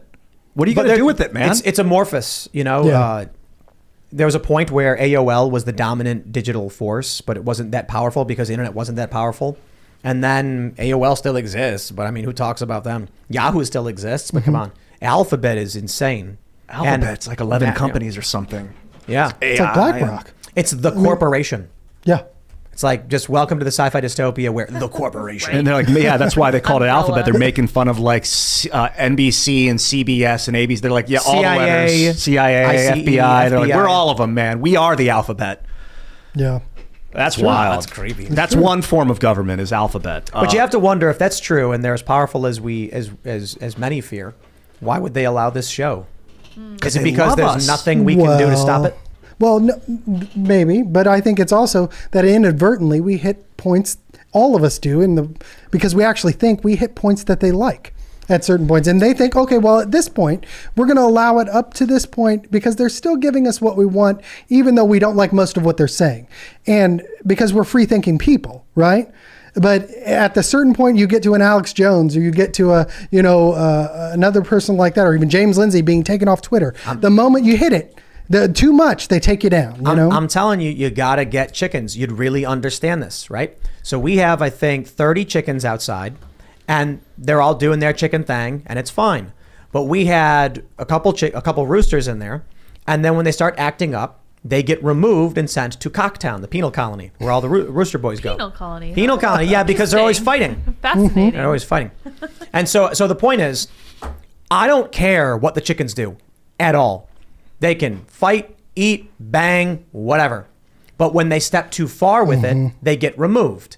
So my view is maybe a show like this, they view similarly, like, yeah, they're all in their coop doing their stupid thing. It doesn't matter to us. We don't care. But Alex Jones, on the other hand, he was that loud, obnoxious rooster that wouldn't stop screaming. Right. And finally they were like, okay, now this rooster is causing me problem. I'm having a meeting and it's screaming and squawking and now the guy I'm trying to sell to, he leaves. So I say, okay, we're taking him out and we're putting him in the penal colony. Right. Once you will know when you've stepped out of line. Well, and that has happened even to a smaller, I've got 20,000 Twitter followers, but I'm working with a group, a guy named Alvin Louis of Courage is a Habit. It's a great name, great organization. You should go look for it. But we just uncovered this kind of scandalous videos from the ASCA, which is the American School Counselors Association, and within 17 hours, both of us got banned from Twitter, from YouTube, from Amazon, and from Google. And it was like, we're nobody. You guys have hundreds of thousands of views. That's why. But we hit something, and then the next day, a video comes from the Federal Department of Education just praising school counselors. It was amazing. I'd never seen anything like it. The censorship targets the smaller accounts because they don't make a ripple when they're banned. That's true. So they're pulling out, look, you get a big, thick hair and you yank it out of someone's head, it hurts. But you got a little peach fuzz here, you can pop them out, people don't feel anything. That's basically what this is. They know that if they ban bigger channels, it creates ripples and it amplifies, at least temporarily, and may... what is saying? You got a roach and you step on it and the eggs go flying everywhere or something like that. That's what they want to avoid. So they go for the smaller, they're going for the grassroots. They're cutting the roots at the core to eliminate the support.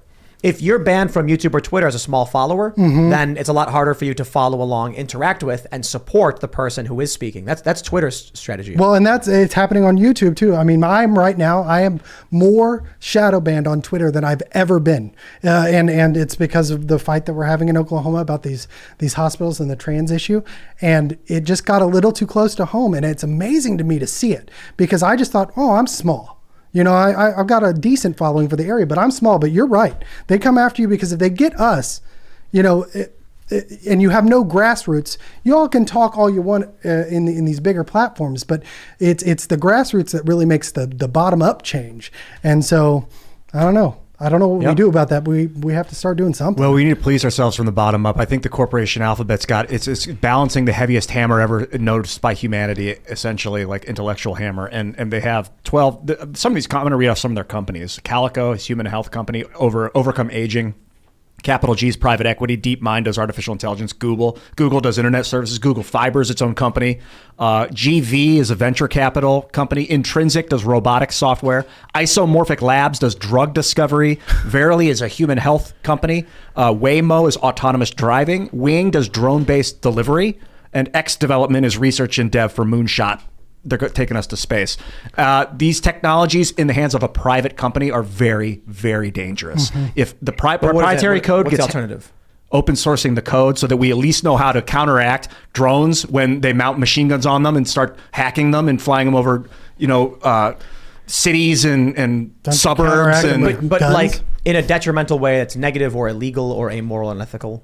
What do you mean is anything that could happen? Drones themselves. I mean, you've aren't seen bad. Terminator 2. The guy didn't know he was building the Terminator while he was building it. It's proprietary. When you guys, you're listening right now, the owners, you guys at Alphabet, when you sell the company, the next guy that gets that code has control of the world. You gotta free that stuff. Also, a lot of people who worked on the nuclear bomb didn't know that they were working on the nuclear bomb. Yeah. A lot of the scientists also regretted it. There's also a lot of cases of the scientists who worked on it committing suicide because of the guilt that they felt building this.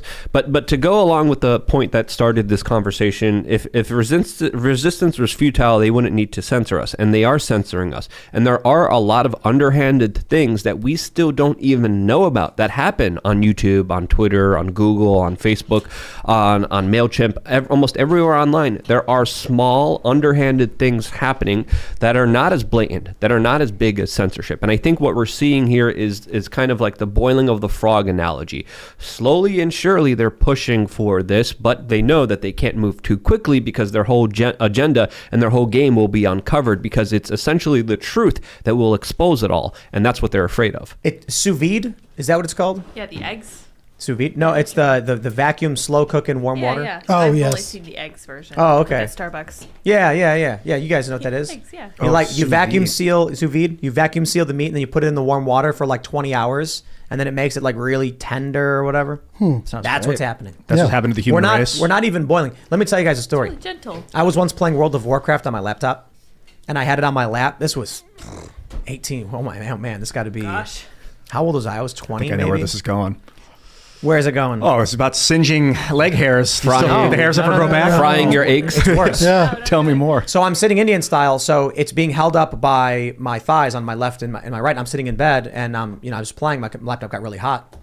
When I took the laptop off, my left leg itched, and I scratched it and pulled skin right off. The computer was hot, but only slowly, and it burned me, blistered, and I didn't notice because it happened so slowly. When I put the laptop on when I was sitting with my laptop, it was cold. After playing for a couple hours, it was really, really hot and constantly on my skin, and I didn't feel any pain. And it was a small blister that I itched and pulled it right off. Well, and part of that was too, your mind was so focused on something else, so it just removed all the sensation from your other parts of your body and all the blood rushing to that neuro, the dopamine and stuff you're getting from the game. It removes feeling from the rest of your body. And it you know deep what fries I mean? your balls, and many doctors are saying that it actually has a very bad impact on males' sperm counts. So when people are heavily focused on entertainment, laptops on their they're desensitized. You think they become desensitized? Well, because when you're focused on something that isn't real, and it makes the real less real. Faraday cage underwear. Yes. Oh, that's a good idea. Nailed it. Protect your balls. Protect your butt. Seriously, Your gonads. you need it now with all the warfare against the balls. I have a. How do we do it? I have How do a we do it? Faraday cage fanny pack. Put my phone in there really? when I walk around. Yeah, it doesn't irradiate my nuts. Ooh, I like it. I have a Faraday cage pouch that my dad sent me because he's like, "You're paranoid too. Here's a Faraday cage for your phone." I was should "Perfect, get thank one you." of these. You should. We should put your call that gonads in company. there. Yeah. We should call the company and say, "Can you make underwear?" They know they should can. sponsor my my There you go. And we can make the my underwear podcast. Clothing in general. It doesn't work because It has to be close. so I'll give you an example. The tinfoil hat thing actually has the inverse effect. It amplifies. Yeah. Because the signals can still enter from underneath through your body. Now, water does block a lot of this You stuff. need a one-way mirror. You need a full Faraday suit. So it can block every part. So if you want to walk around you ever see those Faraday suits? Yeah. They're really cool. Yeah, if you want to walk around in that, I guess. Or when it can get out, but it can't get in. So it'll sneak in the corners and then can work its way back out, bounce out. we should just build we should build a triple layer Faraday cage just to do it and film it, and like we should do one big one, a small one, and then inside so there's a big one you can walk in, then another one inside that, and then there's a box, and so we can see at what point the cell phone stops. We were working. actually planning on building that. Where do you want to do it? Afghanistan. Okay. You think we should start construction soon? Let's do it before it's too cold. Yeah. We could probably whip Yeah. that up pretty quick. And then, I mean, in reality, we'd probably want to put it indoors somewhere. Yeah, for sure. Because then we could store stuff in it. Yeah. That'd be cool. Yeah. Microwaves Have are private Faraday cages, conversations. basically. So the old prepper trick is to put a microwave like in deep storage and put a phone and a laptop in it, but it's like unplugged, obviously. You know, I don't think that telling Alphabet corporate execs to free the code is sensical enough. I know you guys think like, come on, Ian. That's just such a hitting it with a sledgehammer. I know. You can't just give it all away. It's not, but at some point, I mean, if you are trying to hold on to this power, it's going to obliterate your hand and then it's going to consume us. Like we can't, no sect or group of us can do this alone. Only beings of extraordinary strength could wield such power. I mean, if somebody were to hold this, then powerful bursts of purple energy light would emit from their hand, and then they would scream and explode, and it would just be damaging everybody. It might just be but national defense. A group of people that are close and friends could hold each other's hands and temporarily contain that power, just enough to defeat Ronan. Oh, I'm going to start doing a group meditation. If you guys want to join me at 2 p.m. tomorrow, I'll be meditating. I'll be doing it for at least 5 minutes. And if you want to jump in right at 2 p.m. Eastern Standard Time, I think that the power of good needs to organize. What are you going to focus on? Nothing. Empty mind.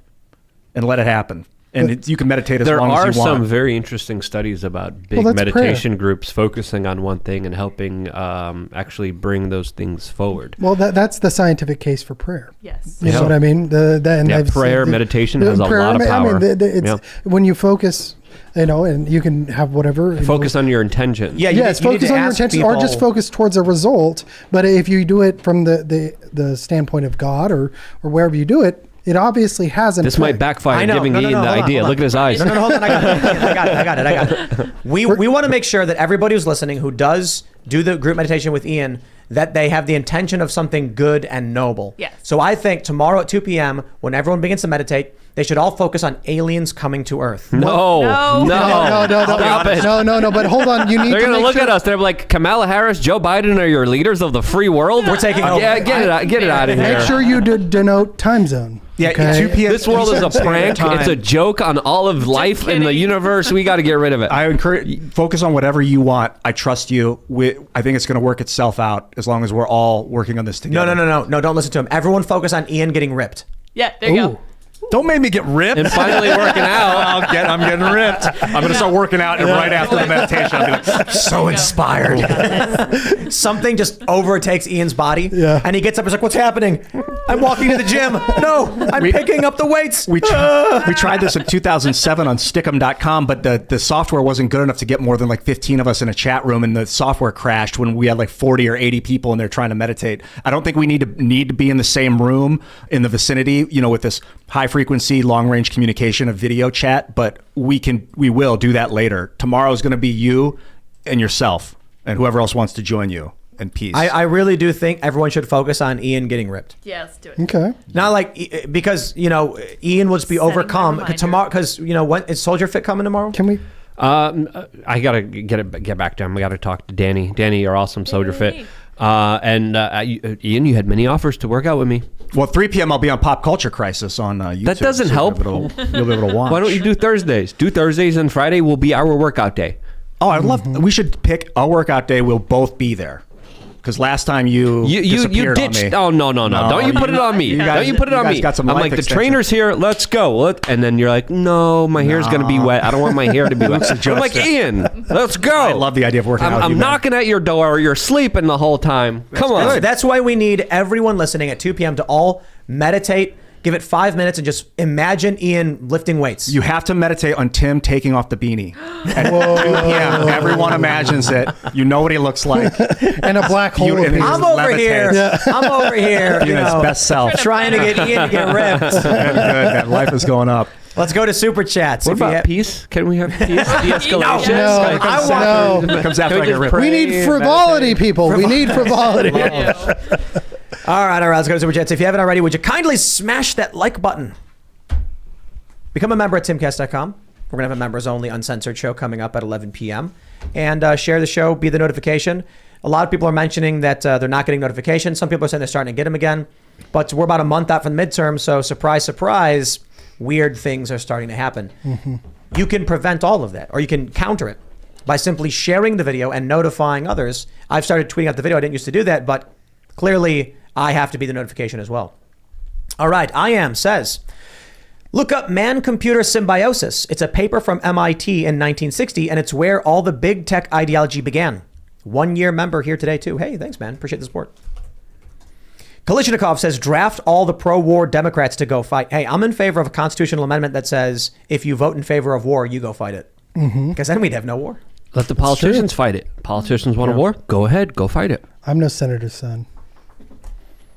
Shavit says, hey, Tim, today is my wife's Brittany's birthday and decided to do my first super chat to wish her a happy birthday. We are happy also birthday. expecting our first child. Enjoy the content and keep up the awesome work. Nice. Congratulations. Happy Congrats. birthday. Happy birthday. Happy child. Waffle Sensei says, Luke, tell him Putin, that if he ends the war, you'll let him see the milkers or maybe even cop a field. You're our only hope.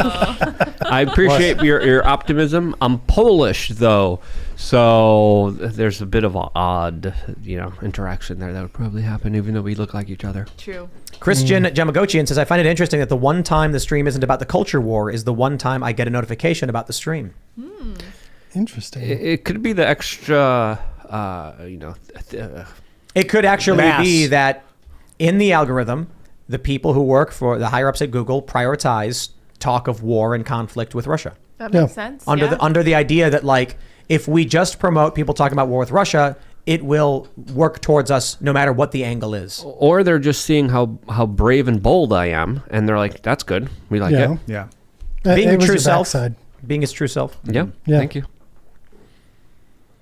Okay, what do we Living got? with your best glutes. That's right. Vosh says, so while you sit back and wonder why I got this effing thorn on my side, oh my God, it's a mirage. I'm telling you, it's sabotage. It's Interesting. like a Beastie Boys song. Sure does. Yes. Yeah. Yes. It's a great song. Raymond by G. the way. Stanley Jr. says, Tim, let's not forget that the broken brain admin revoked Trump's order to stop buying systems and parts for our electrical grid from China. They can sabotage our bulk power system from 6,000 miles away. That they can. Yeah, that's crazy. Jeez, man. Cyber warfare. People you won't even know. Like, there could be like an oil refinery blowing up or like a food market catching fire, and you wouldn't know if it was a accident or an act of sabotage. True. Unless they want you to know, it's kind of hard to find. Right. Jamumi says, first time I've actually got a notification and was able to join at the start. And oh boy, did it start with a bang. Longtime viewer. I remember Tim at 300K. Appreciate everything you all do. Hey, appreciate it. Thank you for the support. So many awesome members. Become a member at timcast.com. We're launching a new show with Shane Cashman. He has Tales from the Inverted World, which it takes like a year to work out the full series, which is, I think this one's like 13 parts, and it's like a true crime mystery narrative storytelling arc. The new show we're launching is going to be starting weekly. I believe it's going to be once a week, and it's a live conversation around unsolved mysteries, paranormal, murder, etc. So a lot of these same ideas, but sitting in an actual setting. If you guys see what we've been doing with our other shows like Pop Culture Crisis, what happens on Pop Culture Crisis, you should subscribe if you haven't, is that every time a super chat comes in, money guns fire 20s into the air or whatever. I think it's 20s, right? Yeah. $20 bills. 20s, yeah. And then whenever the crisis meter fills up, air horns go off, sirens go off, and a bunch of money starts flying like crazy. What we're doing with Shane's show is that whenever super chats come in, there's a combination of thunder, lightning, storms, wind. And then whenever 100,000 super chats comes in, a thunderstorm will actually play low in the background as they talk about ghost stories and mysteries and things like that. That's awesome. Yeah. Nice. All right. Soy Jack Pointing Meme says, have you guys ever considered asking Oliver Stone on the Timcast IRL? He seems like someone you could get, and his geopolitical knowledge would make for a great conversation, especially now. I interviewed him before. He provides very interesting perspectives, especially when it comes to Venezuela, which I disagree with him on. But I think his perspective would be interesting to have a good conversation about. It is a dream of mine to argue with him about the Kennedy assassination. Oh, that'd be great. I would love Putin. that. Yeah, he went and interviewed Putin like within the last couple of years, I think. Yeah, he interviewed Putin. He made the JFK movie. I like the JFK. Freaking movie. love him. Yeah, I would love to have that conversation because I went from conspiracy theorist to not so much. Interesting. And so I would love to have that. And How much did they pay you? Oh, yeah, No, I'm I just wish, man. They aren't paying me nothing. I promise you that. All right. Thomas TJG says, what if China sabotaged the pipelines to escalate things over there while they set themselves up for something big? That's a very good point. Yeah. Yeah. And so NATO is like, we don't know, if you did this, and then Russia's like, they did this, and China's like, ha ha ha. That's what I was saying earlier. I said that to Lydia. Well, It's that's why I said- Seems very China. Yeah, that's why I said it might not be a government. It could be an independent organization that did this. Could it be environmental terrorism? I mean, Yeah. could they not like the gas and the flowing of energy throughout? They want a clean energy agenda, ESG. Could be. Greta Thunberg? Could be. She's very. Did she? Greta and her frogmen. How dare you? How dare you? I love you, Greta. It's like everyone's making fun of her, and she's acting all dumb, but then it's like, she's in private, and she's with these guys, and Get she's very SEAL Team serious. 6. We're going in. This is how we're going to do it. Here's a device. Adam Noel says, Tim, have you ever seen Stargirl on CW? It is literally one of the best superhero shows ever made, and it displays anti-woke conservative values. I'm not even kidding at all. Stargirl, A+. I watched the Stargirl on HBO Max, I think it was. I enjoyed it. It's like, I don't know, superhero show. I wouldn't say, I can't remember it, to be honest. But, I mean, compared to She-Hulk, Ugh. You still watching it? no. I couldn't do it. It's been just like, it started with a C+, then it was like a C-, then it was a D+, and now it's F, and I'm like, I'm out. It's that bad. And it's funny because they're like, if you don't like it, you're an incel. Or the show is just bad. Calm down. Like, they're not even doing what they're trying. Look, you want to make a comedy lawyer show? I'm down. It's fine. But you can't take the MCU and then create this comedy lawyer show. It makes no sense. It doesn't work. I don't know what they were thinking, man. It's like, she's a superhero and she fights, but it's a comedy in a courtroom and we have no idea how the law works. Apparently not. Yeah. Okay. Like, they did an episode where, Titania's using the name She-Hulk and they have to sue over it. And I'm like, this is the stupidest thing ever. What? It would be a summary judgment. The judge would be like, get out of my court. You're wasting my time. Like, you can't use someone else's name. It was on TV. Well, get out of here. But that's where they want the law to go. So Interesting. you got to mirror it I guess. if you want to see it. Bill Hughes says Russia only owns 51% of the pipeline. Who could be behind the Nord Stream pipeline sabotage? Washington Examiner. Yes, that's true. But it's a Russian point of leverage because they deliver through it. So that's why it's like, why would Russia do this to their own pipeline? Yeah, they already shut off one pipeline, the Yamal pipeline, because Germany wouldn't accept it and wouldn't pay in rubles. So they could just shut it off, just like they did the other ones. But doesn't it hurt Germany the most, this shutting down of this pipeline? It was already shut down. It was shut down in late August. No, I'm talking about the one that was just set. Yeah, there was Nord Stream 1 and Nord Stream 2. Right. And there they was were both one, off. it was already off. they Oh, were okay, both off. okay. But it is. It's an attack on Germany as well. Right. That's what I was thinking. Yeah, Germany nobody's relies talking on about. over 50% of its natural gas and energy from Russia. It's an attack on German infrastructure. What does Germany own the other 49%? I'm not sure about those exact details. Well, so I don't whoever wanna owns say- that thing, it was an attack on those countries. Philip R. says formal invite for Jen Psaki to come on the pod would be great. I think the Canadian trucker honk honk meme. I think for Tim, toot toot for the crystal flute. Okay. I'd love to have having Jen Psaki on the show would be fantastic. Thank God. I mean, she was brutally honest recently when she talked about Yes, she Democrats in the midterms. She basically says, we are targeting Republicans as extremists because that's the path to victory for Democrats. She just said it. I'm like, well, now that she's not in the White House, she's just telling it like it is, I guess. I mean, I think she's wrong, and I think it's a horrible thing, but, I think at you see least- that a lot from a lot of the press secretaries when they leave. They have to try to regain some credibility. You know what I mean? And so they go out and they're brutally honest about the most obvious things so they can, so people can trust them again. Because when you're in that job, your whole job is just to say, just like we see with Jean-Pierre, it's you have to say some crazy stuff. And Kojima Fire says, Tim, I regret to inform you that the Satan II missile is not Russia's most powerful nuke. That title goes to the Poseidon, a nuclear-powered torpedo that is autonomous and has a yield of 100 megatons. Yowza. wow. So where we are right now, we're basically in Harper's Ferry. If a 100 megaton bomb hit DC, we would be caught in the fireball. And like for people who don't know, Harper's Ferry is like an hour and a half away from DC. That is a tremendous blast radius. That's just if it hits the ground. Is the air burst even further? Air burst. Yeah, ground bursts don't spread as much. They air burst all of them. It blankets the ground. Oof. I guess ground burst results in more aftermath, I guess. Like it stays in the soil? It like stays on the ground and then starts rising up and spreading around. Whereas air burst, it's in the air, so it's already up and spreading around. So it like lingers in a concentrated area. I don't know. Maybe I'm wrong. OMG Puppies says the neocon goal is to maintain U.S. global dominance and halt the formation of a pan-Asian economic bloc and prevent a multipolar world order. That's why wouldn't they get Russia and China involved? That's what I don't understand. If they want to prevent multipolar worlds, why not become a unipolar world and work together? Well, if that was the strategy, they would be trying to divide China and Russia against each other and playing them up so in a way where they would be fighting each other. We're not doing that. We're doing policies that are bringing them together, which is dangerous. AV Weasel says, I want to see Alex Jones as press secretary. That would be wild and hilarious to see. Agreed. Or Michael Malice. Well, if Michael Malice is press secretary, he could have deputy press secretary Alex Jones. Oh, yeah. Take the night off. Yeah, take the night off. Or he could just bring him out. Yeah. Like you can bring out whoever you want for the press conference. Obama did that once with Bill Clinton. He was having a rough time at it. He's like, here's Bill. Take it back to the 90s. Yeah, let's take it back for a minute. And you talk about the economy. And, can you just imagine Southern draw and just, Alex Jones standing up there, all the journalists.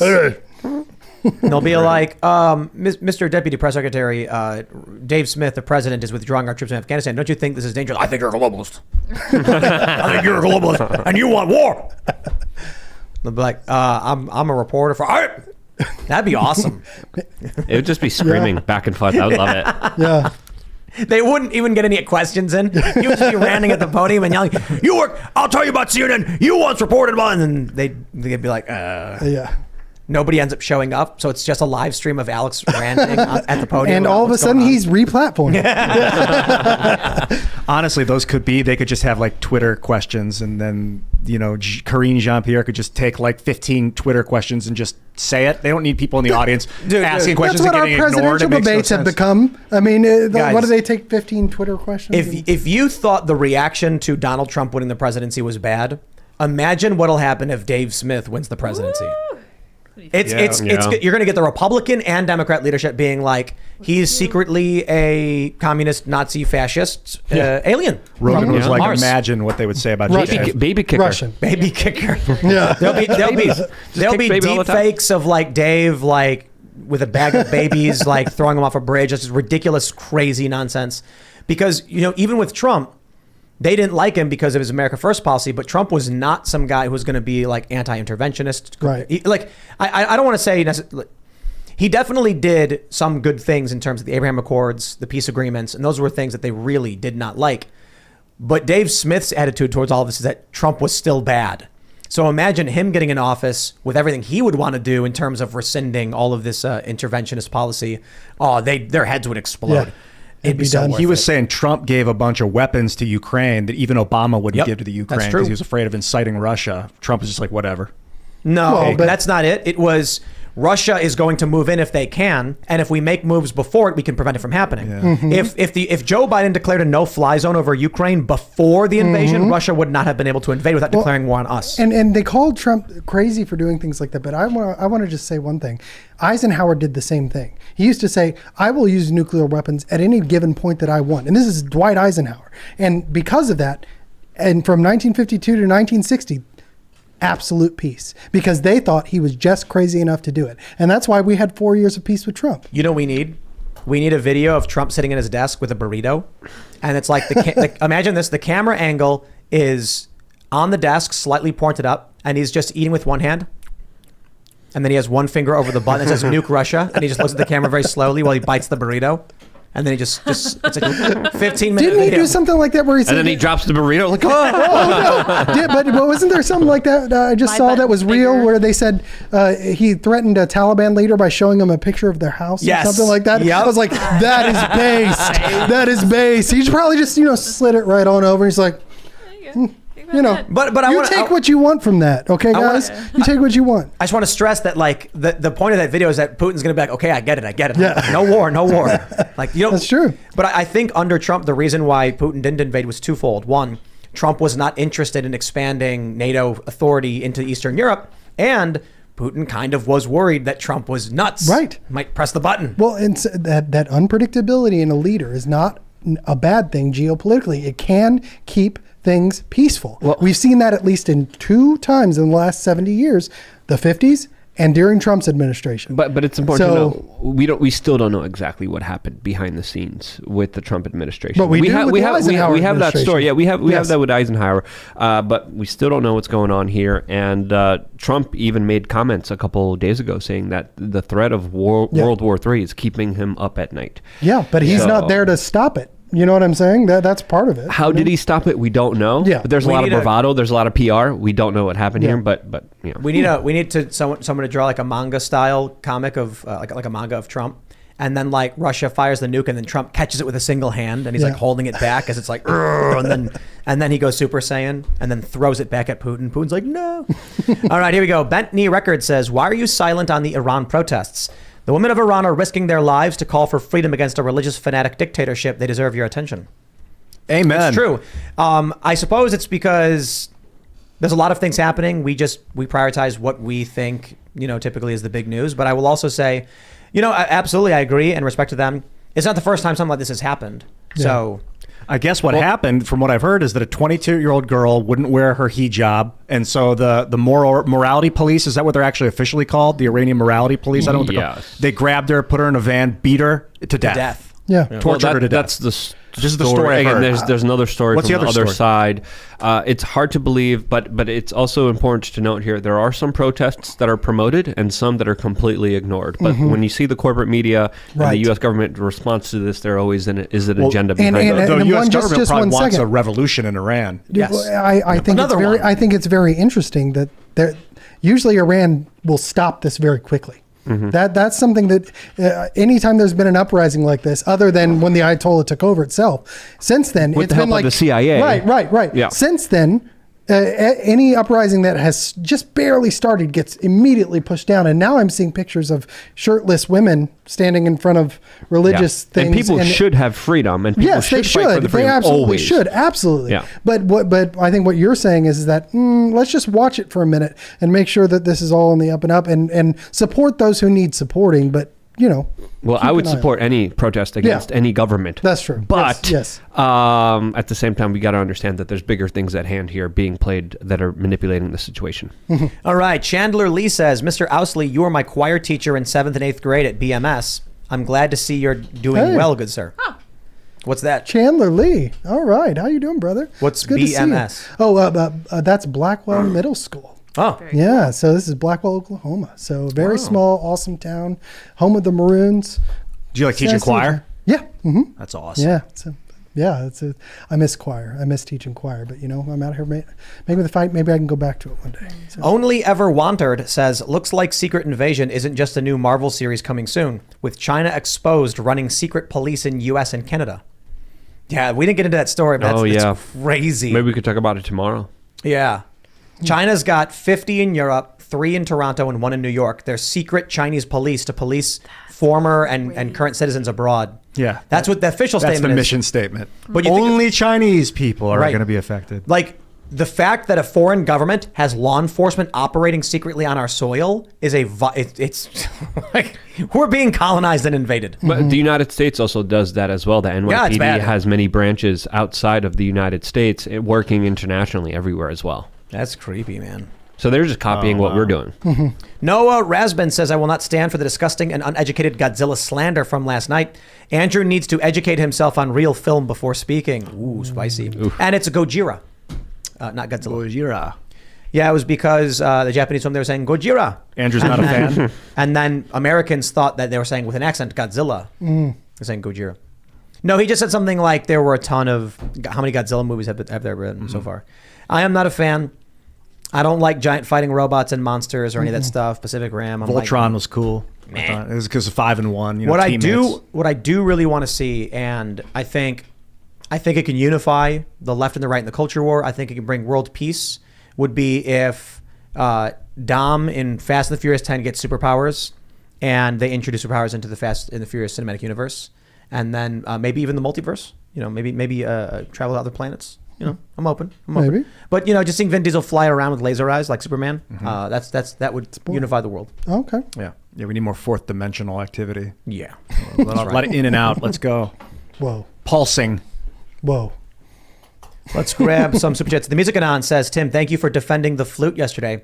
If we don't put a stop to the desecration now, it will be the same as when they went after statues a few years ago. Hate for them to go after an artifact of bigger value. There it is.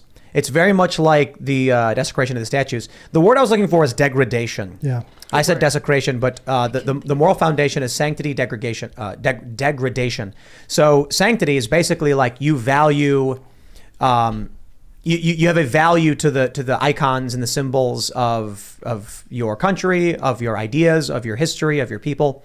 And for me, the issue with the flute is that it was specifically an ornamental, unplayed flute. And they brought it on stage for this clown show. Look, I have no disrespect towards Lizzo as a musician or anything like that. I'm just saying, like, her taking the flute, tuning it while twerking it was like an unserious. For what purpose was it done?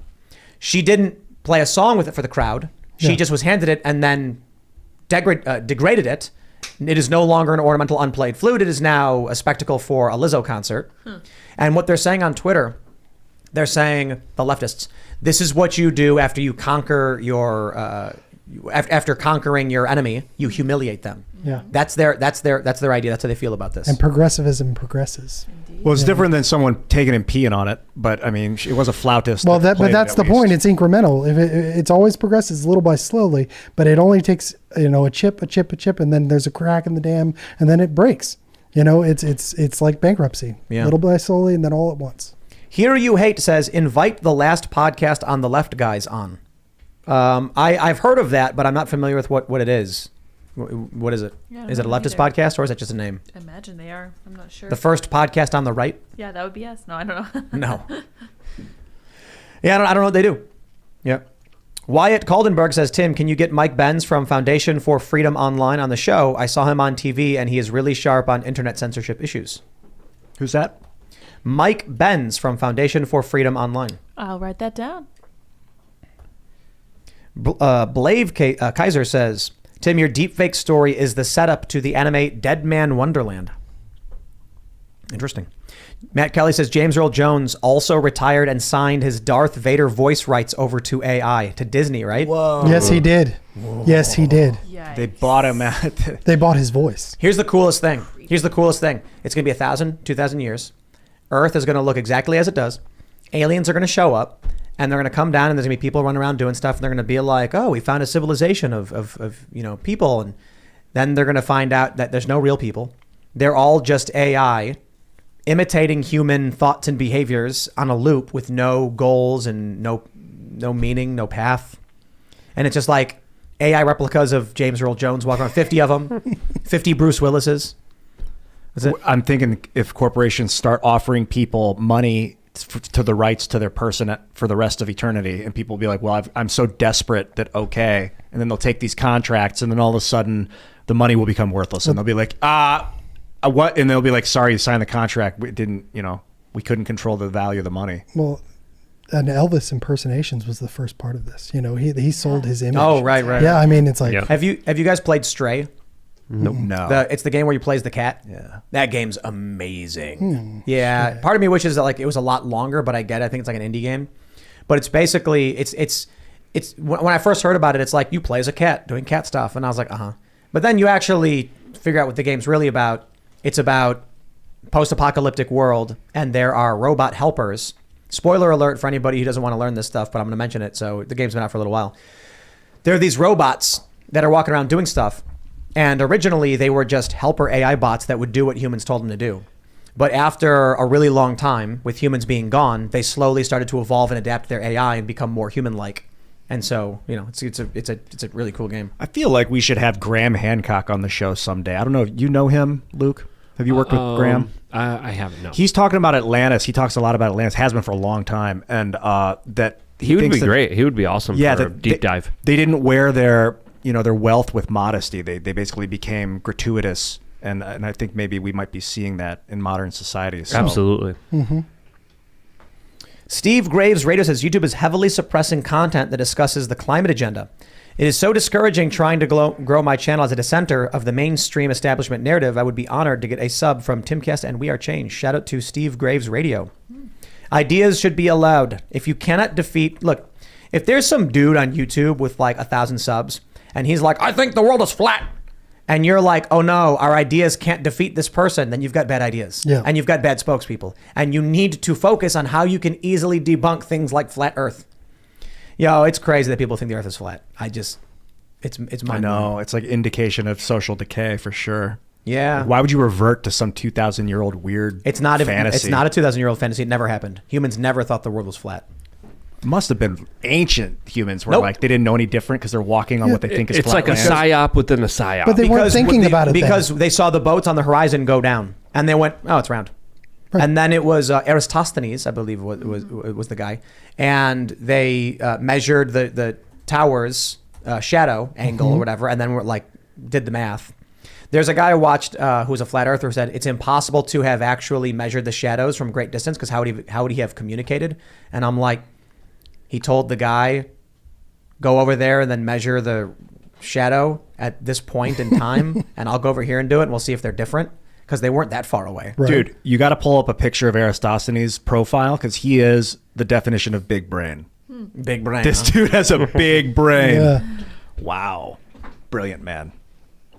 Let's grab let's just do a couple more super chat. We'll grab one more. Phantom Walker X says Timcast member from Austria here. Just want to say, hope you guys can still turn that ship around for all of us. Yes. One more. Delta 99 report card says Fast and the Furious and Speed Racer crossover equals world peace. I'm down. I'm just kick it up a notch, everybody. Hey, if you haven't already, would you kindly smash that like button, subscribe to this channel, share the show with your friends, become a member over at timcast.com because we got a particularly spicy members-only show, uncensored, coming up. It's talking about I can't say too much because YouTube it doesn't like naughty talk, but it's gonna be good. Head over to timcast.com, sign up, and again, smash that like button. You can follow the show at Timcast IRL. You can follow me at Timcast. Mark, you want to shout anything out? Yeah, the Unwokeable podcast. You can find me on YouTube. You can find me on Substack, unwokeable.substack.com. I'm also starting a little organization called Fathers Defending Daughters. You can find me at Give, Send, Go. Thank you for having me here. Really appreciate it. It's been great. Thank you so much for coming. My YouTube channel is youtube.com/wearechange. AOC got nothing on me. Watch out, Alex Stein 99. And 2 days ago, I did a video specifically on Victoria Newland. It is definitely worth the watch. She has her hand in Ukraine for a very long time. youtube.com/wearechange. See you there. Your jersey's a little wrinkled. Wrinkled, you say? Yeah, I just want to watch you dance around, Luke. I know you do. I hate to see you go, but I love to watch you leave. I got a free one for the producers of for Fast and Furious. Speed Racer goes so fast that he breaks through the time-space barrier and warps through dimensions, landing next to Vin Diesel or whoever's in the movie. And now you've got a crossover. You just got to get the rights. I want to remind you that at 2 p.m. tomorrow Eastern Standard Time, I'll be meditating in a deep trance for at least 5 minutes, and I'm going to let it roll as long as I feel. You do the same. Be there with me in the ether, and I'll see you there. And at 3 o'clock tomorrow p.m. Eastern Standard Time, I will be doing Pop Culture Crisis on YouTube. Check it out. Pop Culture Show on Twitter. I'll see you then. Well, Ian has a busy schedule for tomorrow afternoon. You guys should all join him in wishing him to do whatever you want him to do and see if it works. You guys can follow me on Twitter and minds.com at sourpatchlids as well as sourpatchlids.me. We will see all of you over at timcast.com. Thanks for hanging out. Bye, guys.